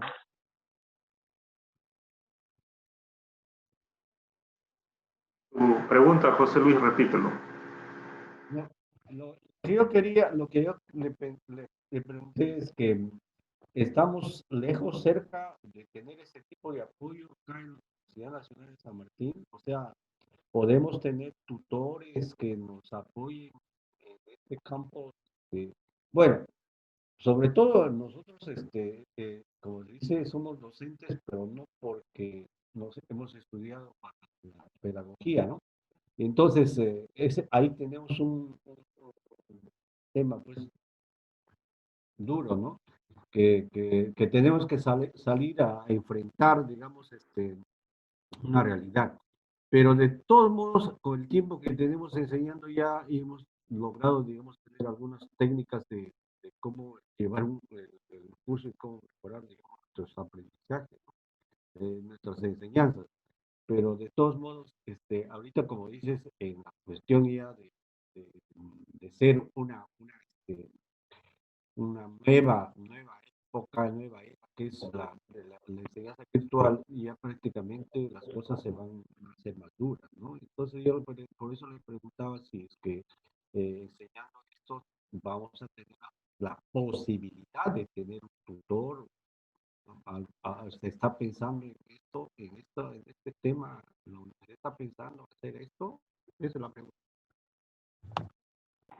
Sí, efectivamente, ¿no? Como lo mencioné también en la primera sesión que tuvimos con el profesor, con Richard, comentaba que estamos realmente en una primera etapa, ¿no? Estamos en esa escalera, creo que en el segundo, tercer peldaño, migrando hacia allá. Estamos en la fase de conocimiento, algunos un poquito más, ¿no? Entonces, en este primer momento se ha trabajado y sigue trabajando, pues, el manejo de herramientas digitales, pero más orientadas a poner en camino el proceso de no presencial, ¿no? Entonces la capacitación ha estado básicamente centrada por esa mixtura en niveles de manejo o de dominio de herramientas. Hemos tenido que trabajar desde muy abajo, ¿no? En grupos de docentes donde hemos empezado a inclusive a enseñarles a abrir un correo electrónico, así como han habido otros que han muy bien dominado, inclusive herramientas más orientadas a la pedagogía, ¿no? Muy pocos, pero sí hay. Entonces la segunda fase, y esto va a estar acompañado de una convocatoria que nosotros hemos ganado de PMSUD, ¿no? La octava convocatoria. Esta convocatoria es justamente para fortalecer estas capacidades en universidades que sean parte de ese programa de PMSUD. Y ya estamos empezando en este mes de agosto, y justamente, y ahí vamos a armar esa segunda fase, que tiene que ver con aspectos de didáctica, ¿no? Con lo que se está trabajando ahora. Pero eso tiene que ser un modelo que se establezca también en la universidad, porque eso también es un tiempo, es una inversión, esto tiene que ser algo ordenado, no solamente algo que se haga y que el docente, si quiere, lo hace como ha sido con la plataforma. Si el docente quería, lo aprendía, y si no, solamente asistía de las 32 horas, 15, 10, ¿no? Pero ahora tendría que ser algo, pues, ya como es parte, realmente es la riqueza de la calidad educativa está en esto, ¿no? No en manejar el instrumento, sino en que justamente el alumno aprenda, que es la idea, y nosotros también, ¿no? Entonces, todo lo que estamos viendo ahora es sumamente importante, y sería bueno, de repente, a partir de esta experiencia que podamos tener, y como facultad también que lidera el tema de tecnología de información, podamos tener una propuesta inicial, ¿no? Para que eso se pueda estandarizar e institucionalizar, digamos así. Eso podría decirte, Pepito, y a todos. Gracias. Gracias, profesora Yanina. ¿Alguien más que tenga alguna pregunta o comentario? Si no, ya... Richard, ¿me escuchas? Claro, adelante, Cristian. Mira, ve, bueno, de hecho, la propuesta de tutoría en la educación no presencial es muy interesante. Bueno, de acuerdo a nuestro modelo, pues nosotros mismos vamos a tener que desarrollar esa tutoría, ¿no? Vamos a tener de alguna manera ser más propositivos para poder acompañar a nuestros estudiantes, ¿no? Comprender quizás 50% más de lo que ya los comprendíamos, ¿no? Porque de todas maneras siempre en el estudiante hay ese rechazo hacia la autoridad, ¿no? Generalmente en universidades públicas sucede eso, que el estudiante tiene el rechazo a la autoridad, y en este caso pues el docente es una autoridad dentro de su aula. En este caso pues tendríamos que hacer una comunicación más horizontal con los estudiantes, ¿no? Darles esa apertura para que, como manifiestas y como has propuesto, ¿no? Tratar de poder ser más efectivos en la comunicación, mantener esa comunicación para que ellos logren la competencia, el objetivo, ¿no? De hecho, hay universidades acá en Tarapoto, la Unión, por ejemplo, ellos sí tienen tutores por cada ciclo, y les ha funcionado muy bien, y así como manifiestan, en cualquier momento ellos entraban al aula virtual para verificar si el docente cumple con sus horas, ¿no? De hecho, ellos no opinaban, estaban ahí como se dice en el estado, de veedores. Por Pero, sombrillo, digamos. sí. Entonces, de todas maneras, pues, nosotros tenemos que asumir el reto. Esta es una nueva etapa, quizás es un modelo que ya se ha venido aplicando diferentes universidades en diferentes países y ahora tenemos que asumir, pues sí o sí, el reto, ¿no? Y positivamente, pues tenemos que aceptarlo. Eso quería decir. Y bueno, le he puesto un corazón al profesor Wilber Cifra Maya porque gracias a él aprendí matemática en la universidad. Sí. Gracias, Cristian, por tu comentario, sí. Richard, no le he puesto ningún corazón ahí a nuestro colega Macarini Ponce, ¿eh? Que ya se fue, partió al más allá, pero creo que sí, tu profesor también. ¿Y cuántas veces te ha jalado? Me ha jalado 3 veces, pero era un buen profesor. Que en paz descanse. En paz descanse. Sí, lo hice un pequeño requiem en mi muro de Facebook, profesor. Sí. Bueno, así esto es la vida.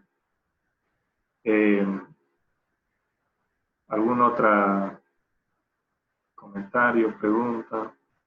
Bueno, entonces vamos a ver en esta media hora que tenemos la otra parte, ¿no? El diseño instruccional, ¿no? Con cosas ya puntuales, porque yo sé que creo que todos ustedes ya lo manejan, esa herramienta, el Easy Learning, ¿no? Entonces, y si alguien tuviera dificultades, ahí en el manual que les voy a enviar, pues lo van a ver, y además hay muchos videos ya en YouTube que se saben. Incluso tengo 42 videos, lo voy a subir al WeTransfer y les voy a pasar para los que por alguna razón todavía no lo han usado y quieren explorarlo. Pero los que ya lo han usado ya pues están muy bien. Vamos a mirar entonces esta herramienta, el Easy Learning, y simplemente les voy a dar algunos tips que de hecho que ya lo conocen, si no es para volver a recordarlo, de cómo, qué materiales deben ir primero, cómo enriquecer los contenidos. Entonces, miren, habíamos hecho en la clase pasada cómo debíamos ordenar nuestros autoinstructivos. En primer plano deberíamos poner la información que tiene que ver con el plan de aprendizajes. Entonces, en realidad, casi que ya no es un plan, porque es tan pequeñito, porque siempre los planes estamos acostumbrados a verlo a mediano o largo plazo. Pero en el aprendizaje los planes son de muy corto plazo. Por ejemplo, aquí estamos haciendo un plan semanal. ¿Por qué? Porque ustedes están desglosando actividades semanales en el aula virtual. Y creo que en la modalidad presencial también es igual. Entonces, cada semana debe estar planificado, debe estar claro las actividades que se van a hacer, deben estar escritos de manera clara y precisa, los objetivos también de esa semana, de qué es lo que se va a aprender, porque deben estar bien escritos y deben reflejar lo que se va a hacer, para poder medirlos. Porque recuerden de que si se pasan al otro enfoque basado en competencias, y incorporan el aseguramiento de la calidad educativa universitaria, van a tener que hacer métricas. Entonces yo tengo que medir los objetivos, medir las actividades para ver el cumplimiento. Entonces, los criterios deben estar redactados y deben estar redactados de manera clara y precisa y deben reflejar la realidad para luego hacer mis métricas. Entonces, primero va esto, ¿no? Que es necesario hacerlo. O sea, muchos lo ven un poco innecesario, pero ¿saben por qué es innecesario? Es innecesario, uno, porque no conocemos el enfoque a veces, no sabemos para qué sirve. Dos, porque no tenemos una adecuada manera de usar las herramientas que nos proporcionan estos modelos y saber aplicarlos en los estudiantes. Entonces, por eso por eso es incomprendido y nos resulta innecesario. Y ahora mismo está pasando en la educación básica, ¿no? Que yo he visto profesores que por inercia ya llenan sus programas de actividades ahí, sus competencias, escriben, copian y pegan porque no saben ni lo que están rellenando. Pero la idea es rellenar esa hoja de cumplimiento y pasarlo al director. Pero en universidad ya deberíamos ser un poco más metódicos y un poco más competentes y en saber hacer bien las cosas, ¿no? Se hace esto de la semana, luego se hace el mapa conceptual de los aspectos conceptuales más importantes que se va a desarrollar en esta semana. Ahora, voy a pegarlo esto. Aquí nos habíamos quedado, ¿no? Creo que esto ya lo tengo desarrollado.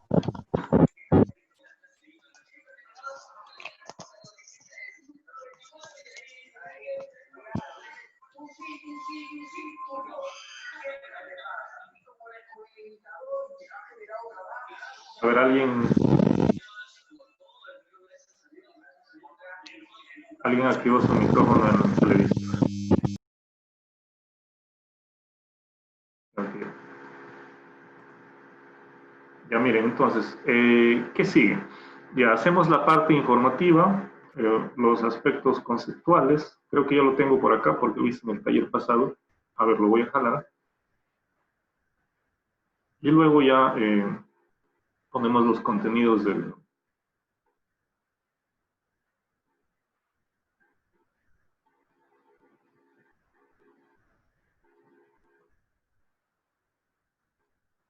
A ver si lo tengo por aquí.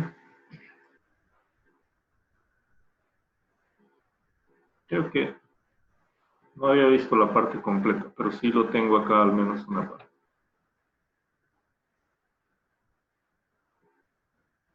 Ah, ya sí lo tengo, miren. Tengo desarrollo de la perspectiva teórica, lleva al planteamiento del problema, se divide, etcétera, etcétera. Ya había hecho todos los aspectos conceptuales más importantes del planteamiento del problema que se va a desarrollar en toda esa semana y que pues está dentro de un proceso, ¿no? Primero es el desarrollo de la perspectiva teórica y luego viene esto, ¿no? Se relaciona con la formulación de hipótesis, tipos de hipótesis, por acá va. Pero si se dan cuenta, esto está más enfocado a formulación de hipótesis. Pero usémoslos como ejemplo, para no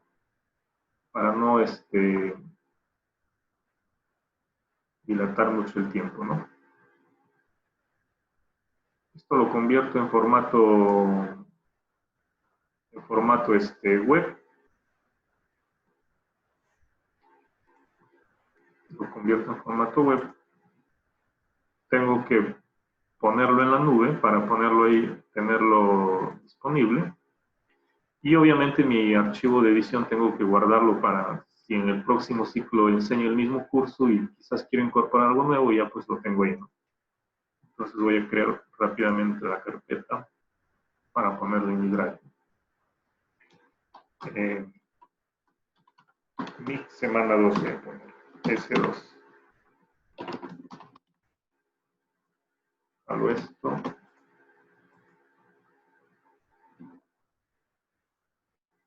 Y lo llevo a la carpeta, ¿no? Voy a abrir mi drive. Acá está el Google. Y acá está.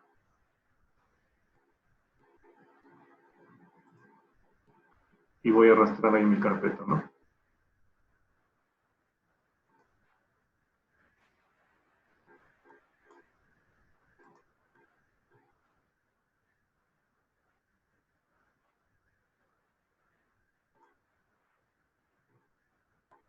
Ya está. Lo llevo acá.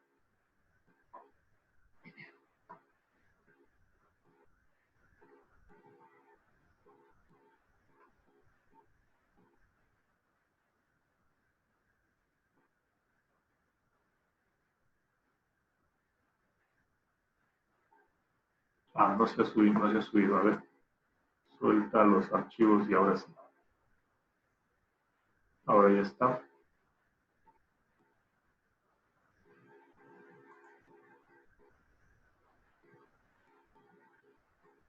Ya está. Mi S2 es esto. ¿Qué es lo que hago? Lo convierto en sitio web. Lo comparto primero. Ah, perdón, tengo que ponerle el www, ¿no? Cambiar de nombre.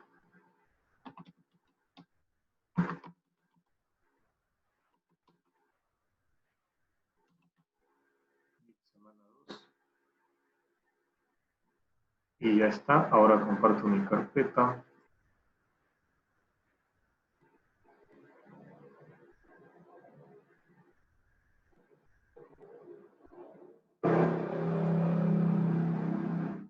Ya está. Listo, compartido. Ahora me voy a la pasarela, que es Drive to Web.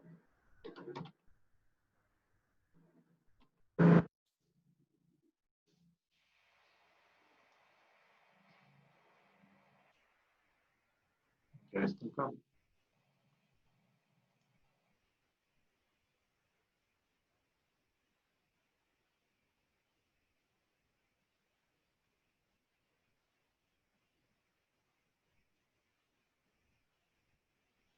Permito esto.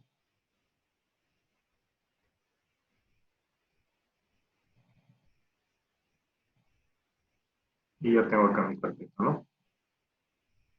Cargando. A ver, ¿dónde le he puesto mi? Está aquí.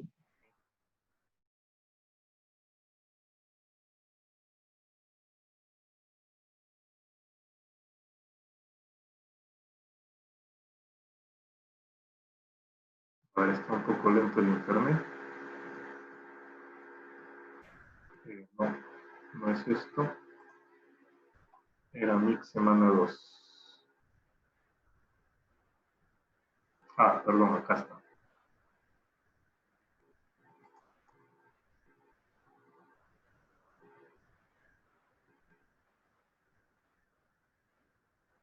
Ya.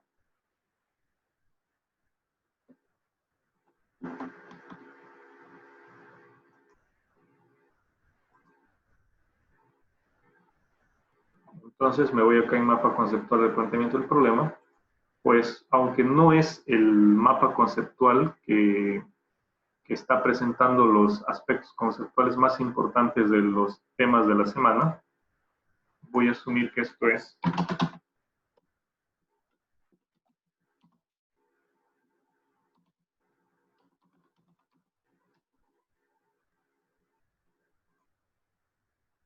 mapa conceptual del planteamiento del problema de descarga, ¿no?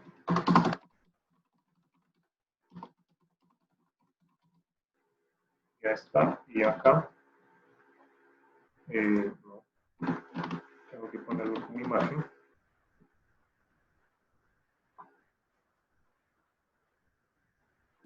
Lo agrego como imagen y ya está.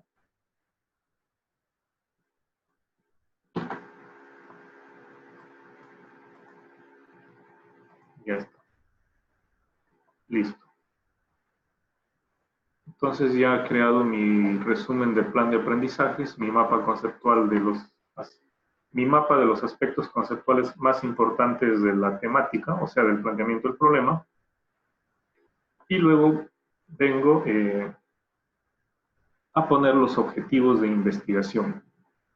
Ahora, aquí lo que voy a hacer, no olviden, siempre el objeto de aprendizaje más eficiente y efectivo es el video, no lo olviden.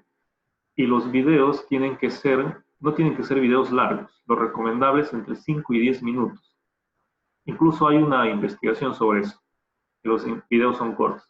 Y es por esa razón que ustedes en ningún curso, en una plataforma MOOC, en el edX o en el Coursera, y de universidades, en buenas universidades, como universidades norteamericanas o la UNAM, o la Universidad de Barcelona o la Universidad de Buenos Aires, tienen cursos que sean con videos de 20, 30 minutos. No lo van a encontrar. Solamente van a encontrar que en cada sesión lo dividen máximo 10 minutos, pero lo ideal 5 minutos, 5 minutos. ¿Y por qué se hace eso? Para que el alumno pueda captar toda la información del video antes que su cerebro llegue a la curva donde empieza a desatender, ¿no? O sea, han tomado en cuenta la curva atencional. Entonces, la curva atencional, recuerden que a los 12.5 minutos ya está pensando en otra cosa. Entonces, hay que evitar que sean videos de más de 12 minutos. Entonces, si yo tengo una sesión, pues lo hago. Y si tengo que hablar de muchas cosas, pues pues tendré que cortar los videos, hablar en tiempos de 12 minutos máximo, lo ideal en 5 minutos, explicar una parte, luego explicar otra y así desglosar. Entonces, si se dan cuenta, si es que van a hacer videos, es bastante laborioso, o sea, van a trabajar mucho. Y si no tienen videos, ustedes pueden usar videos de YouTube, o sea, encontrar un video adecuado y si explica lo mismo, ¿para qué voy a estar yo nuevamente haciendo un video? O sea, si encuentran a alguien que les explique mejor que ustedes, mejor busco ese video y lo copio ese video, ¿no? Entonces, objetivos de investigación. Acá pongo lo mismo. Y aquí en primer plano, ¿qué debe ir? En primer plano van las definiciones, van las partes que tienen que ver con los conceptos básicos, ¿no? Entonces, aquí siempre es bueno empezar con preguntas. ¿Qué son los objetivos de investigación?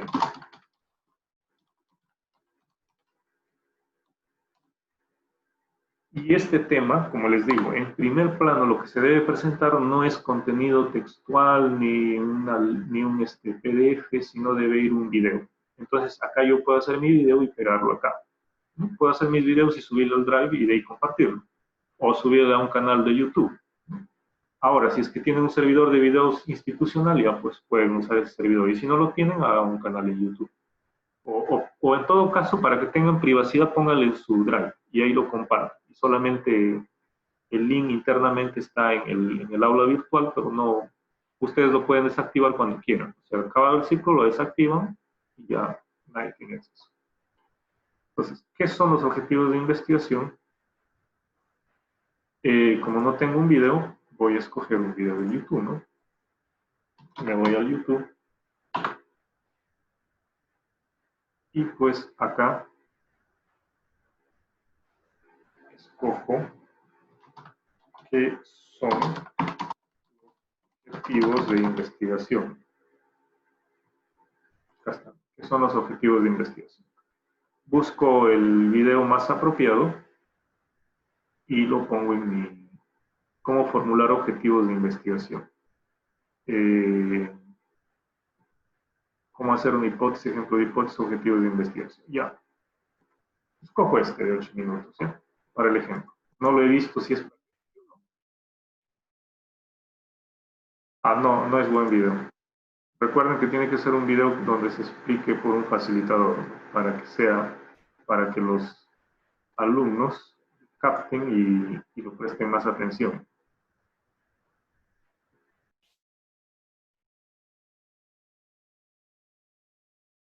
La publicidad tampoco. Formulación de objetivos de proyecto. Parece que este acá va a estar mejor. A ver.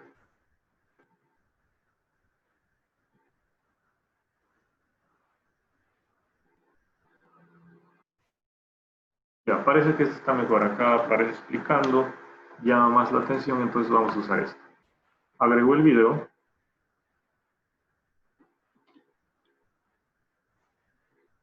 Y aceptar. Entonces, esto va en primer plano. Entonces, ¿qué son los objetivos de investigación? Y es un video el que lo explica.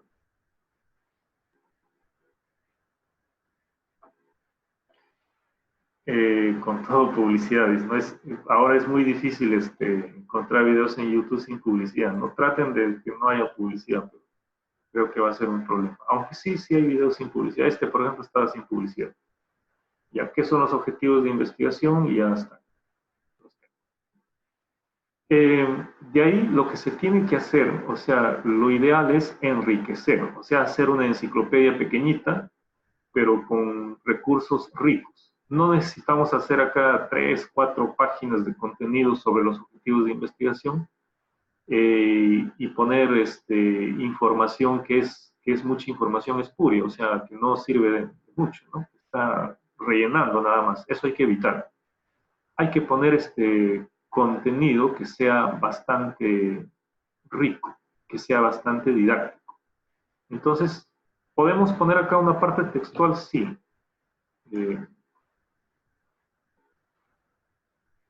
A ver, planteamiento del problema, objetivos de investigación, no lo tengo. Pero voy a escoger de por acá de alguna página. Objetivos de investigación.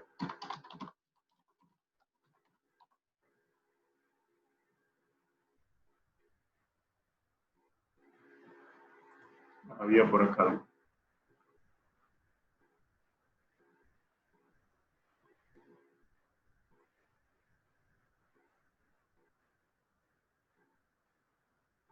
Esto de acá nos interesa, ¿no? Jacqueline Hurtado Barrera, como para que los objetivos realmente objetivos deben estar. En realidad acá está la parte importante. A ver. ¿Qué es lo que respondía a esto? ¿Cómo formular un objetivo de investigación? Entonces yo acá voy a poner otra parte. La información tiene que ser muy sintetizada y rica cuando es necesario. Y cuando es necesario ampliar, pues es difícil ampliar uno mismo, o sea, uno no se va a poner a redactar. Tiene que más bien buscar material bibliográfico, ¿no? Eso es lo ideal para que el alumno lea, porque el alumno tiene que leer cómo formular un objetivo de investigación. Ya, acá me voy entonces. Letra 14. Y esta respuesta es textual.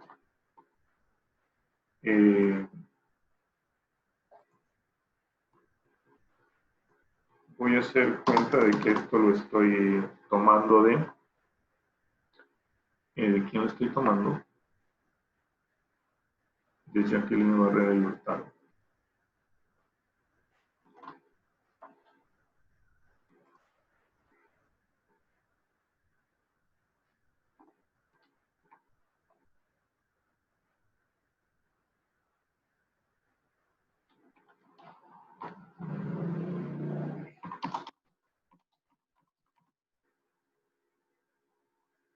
Estoy sacando de un libro, obviamente, acaba adelante.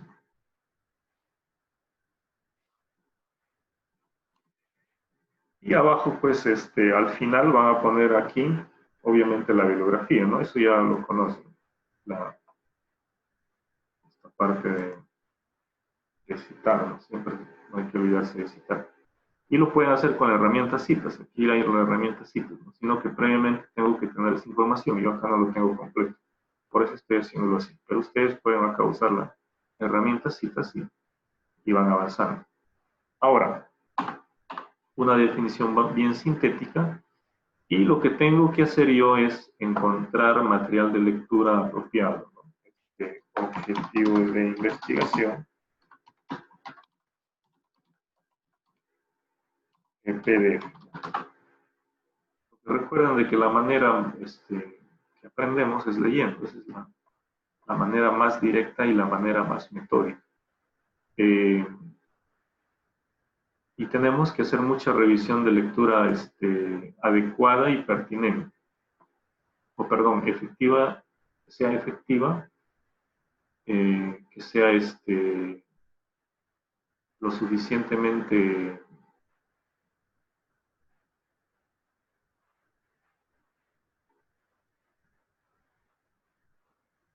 a ver este material.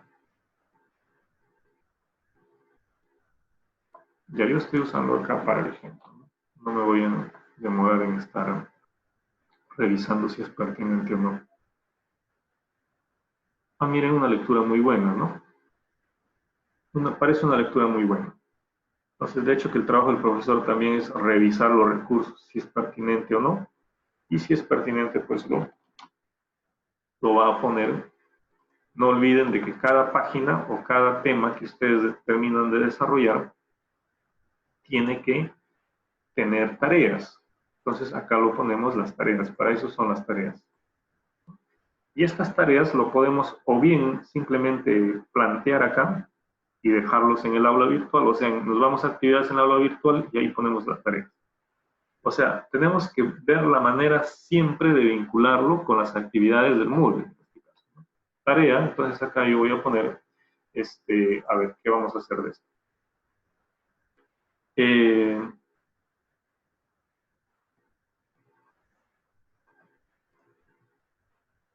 Tarea va a ser lectura de qué.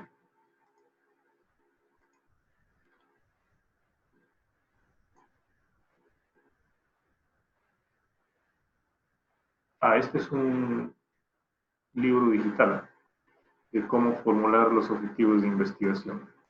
¿De quién es el autor? Es Jacqueline Hurtado de Barrera. Ya. Lectura.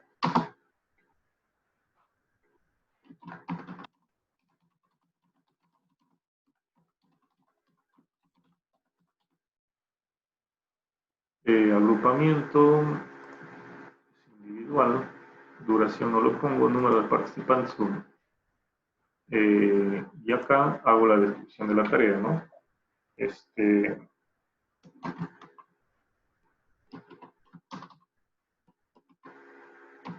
Debe identificar y describir los criterios que el autor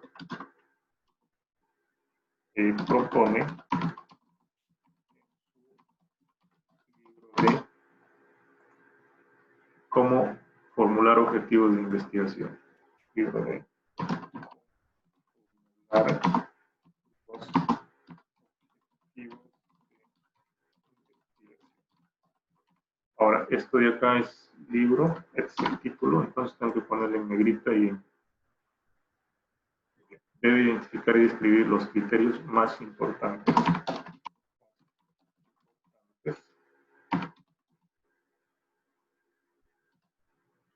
Debe identificar y describir los criterios más importantes que el autor propone en su libro de cómo formular los objetivos de investigación. Ahora, las tareas, pues obviamente cuando estamos en un nivel universitario, entonces el estudiante no es hacer simples actividades de comprensión lectora, debe ir más allá.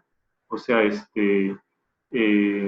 no debemos quedarse en lo que es sobreentendido y en el entendimiento, sino el alumno debe tener la capacidad de sintetizar, debe tener la capacidad de relacionar la teoría con el contexto, la teoría con la realidad y la aplicación, las aplicaciones prácticas o los conocimientos prácticos, perdón, los conocimientos que se desprenden de la lectura. En este caso es un libro, ¿no? Y aquí hay conceptos, hay teorías, entonces, por eso, identificar y escribir criterios. Las actividades de aprendizaje no tienen que ser tan obvias y tan simples en un nivel universitario. No lo voy a poner acá, lee y resuma lo que el autor dice por acá, por allá. No, no, esos son obviedades. O sea, no estamos haciendo, darle tareas para que lea y para que encuentre un párrafo y nos responde ese párrafo. No, eso no hagan. Porque si hacen eso, pues no están creando actitudes, no van a desarrollar actitudes críticas en el estudiante. O sea, la actitud crítica, el aprendizaje, siempre tiene que, tenemos que leer y lo que leemos tenemos que tener la capacidad de sintetizarlo y trasladarlo a diversos contextos, ¿no? Incluso hay en libros de pedagogía, hay recomendaciones, hay modelos de cómo nosotros debemos hacer que nuestros estudiantes aprendan leyendo, qué tareas debemos darlo y cómo debemos orientarlo. Porque si no estamos casi como nivel de primaria o secundaria. Y en universidades veo que mucho se repite eso, ¿no? No lo digo por la Universidad de San Martín, por otras universidades, ¿no? Que les dan una tarea y parece de secundaria. Ponen a leer, encuentran ahí el párrafo, lo ponen y ya está. Y no aprenden nada. Tú le preguntas una semana después de lo que ha leído y para empezar ni se va a acordar ni va a tener idea de lo que trata el libro. Entonces no es eso. Entonces digo, debe identificar y escribir los criterios más importantes que el autor propone en el libro en su formular objetivo. Y acá lo pongo pues el link de la lectura, ¿no? Debo poner link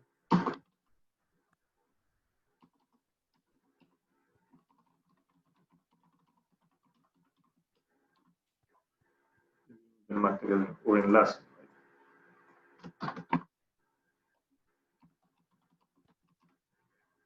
enlace web del material de lectura. Por acá lo pongo. Y acá pongo el libro. Aceptar. Ya, ¿esto dónde va a responder? Esto obviamente va a responder, debe identificar, describir criterios más importantes que el autor propone en su libro de cómo formular objetivos. Y acá me falta algo más. Y responder en el foro. Esta sección.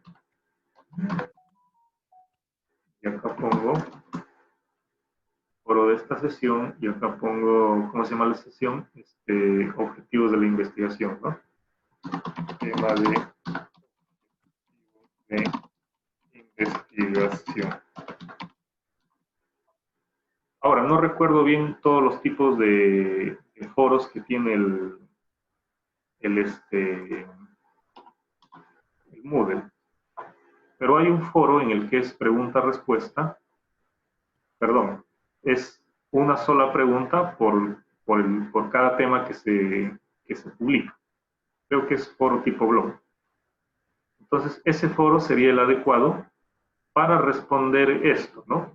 Entonces, yo además de tener el autoinstructivo y ponerlo en el aula, tengo que ir a actividades y crear un foro ahí de blog para que el alumno responda. O sea, va a leer y me va a responder. Debe identificar y describir los criterios más importantes que el autor propone en su libro de cómo formular. ¿Y esto para qué me va a servir? Esto me puede servir más como evaluación, más para la evaluación formativa que la sumativa. O sea, para darme cuenta si está teniendo logros o no, logros de aprendizaje el estudiante, ¿no? Entonces ya está esto, ¿no? El primer tema, claro, aquí me faltan muchos otros recursos. Objetivos de investigación, lecturas sobre los objetivos de investigación y acá está el agrupamiento. Ahora acá, había puesto ya. Ya estamos sobre la hora, voy a guardar esto y les voy a remitir a su correo mejor para ya ir viendo el modelo de lo que estamos trabajando, ¿no? Lo culminamos mañana, entonces esto. ¿Algún comentario o pregunta o inquietud?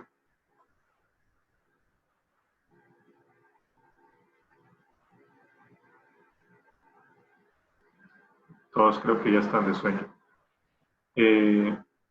Bueno, entonces nos vemos el día de mañana, en la última clase, y creo que mañana nos toca hablar de evaluación formativa, sí, evaluación formativa en el aula virtual, ¿no? Vamos a tener que revisar el aula virtual.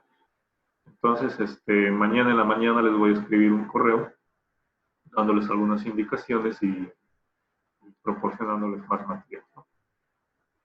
Que tengan buenas noches. Gracias, Richard. Gracias, Cristian. Gracias, Carlos. Gracias, Richard. Gracias, Alberto. Gracias, Jorge. Gracias, Richard. Gracias, Valder. Gracias, señora Yanina. Bien.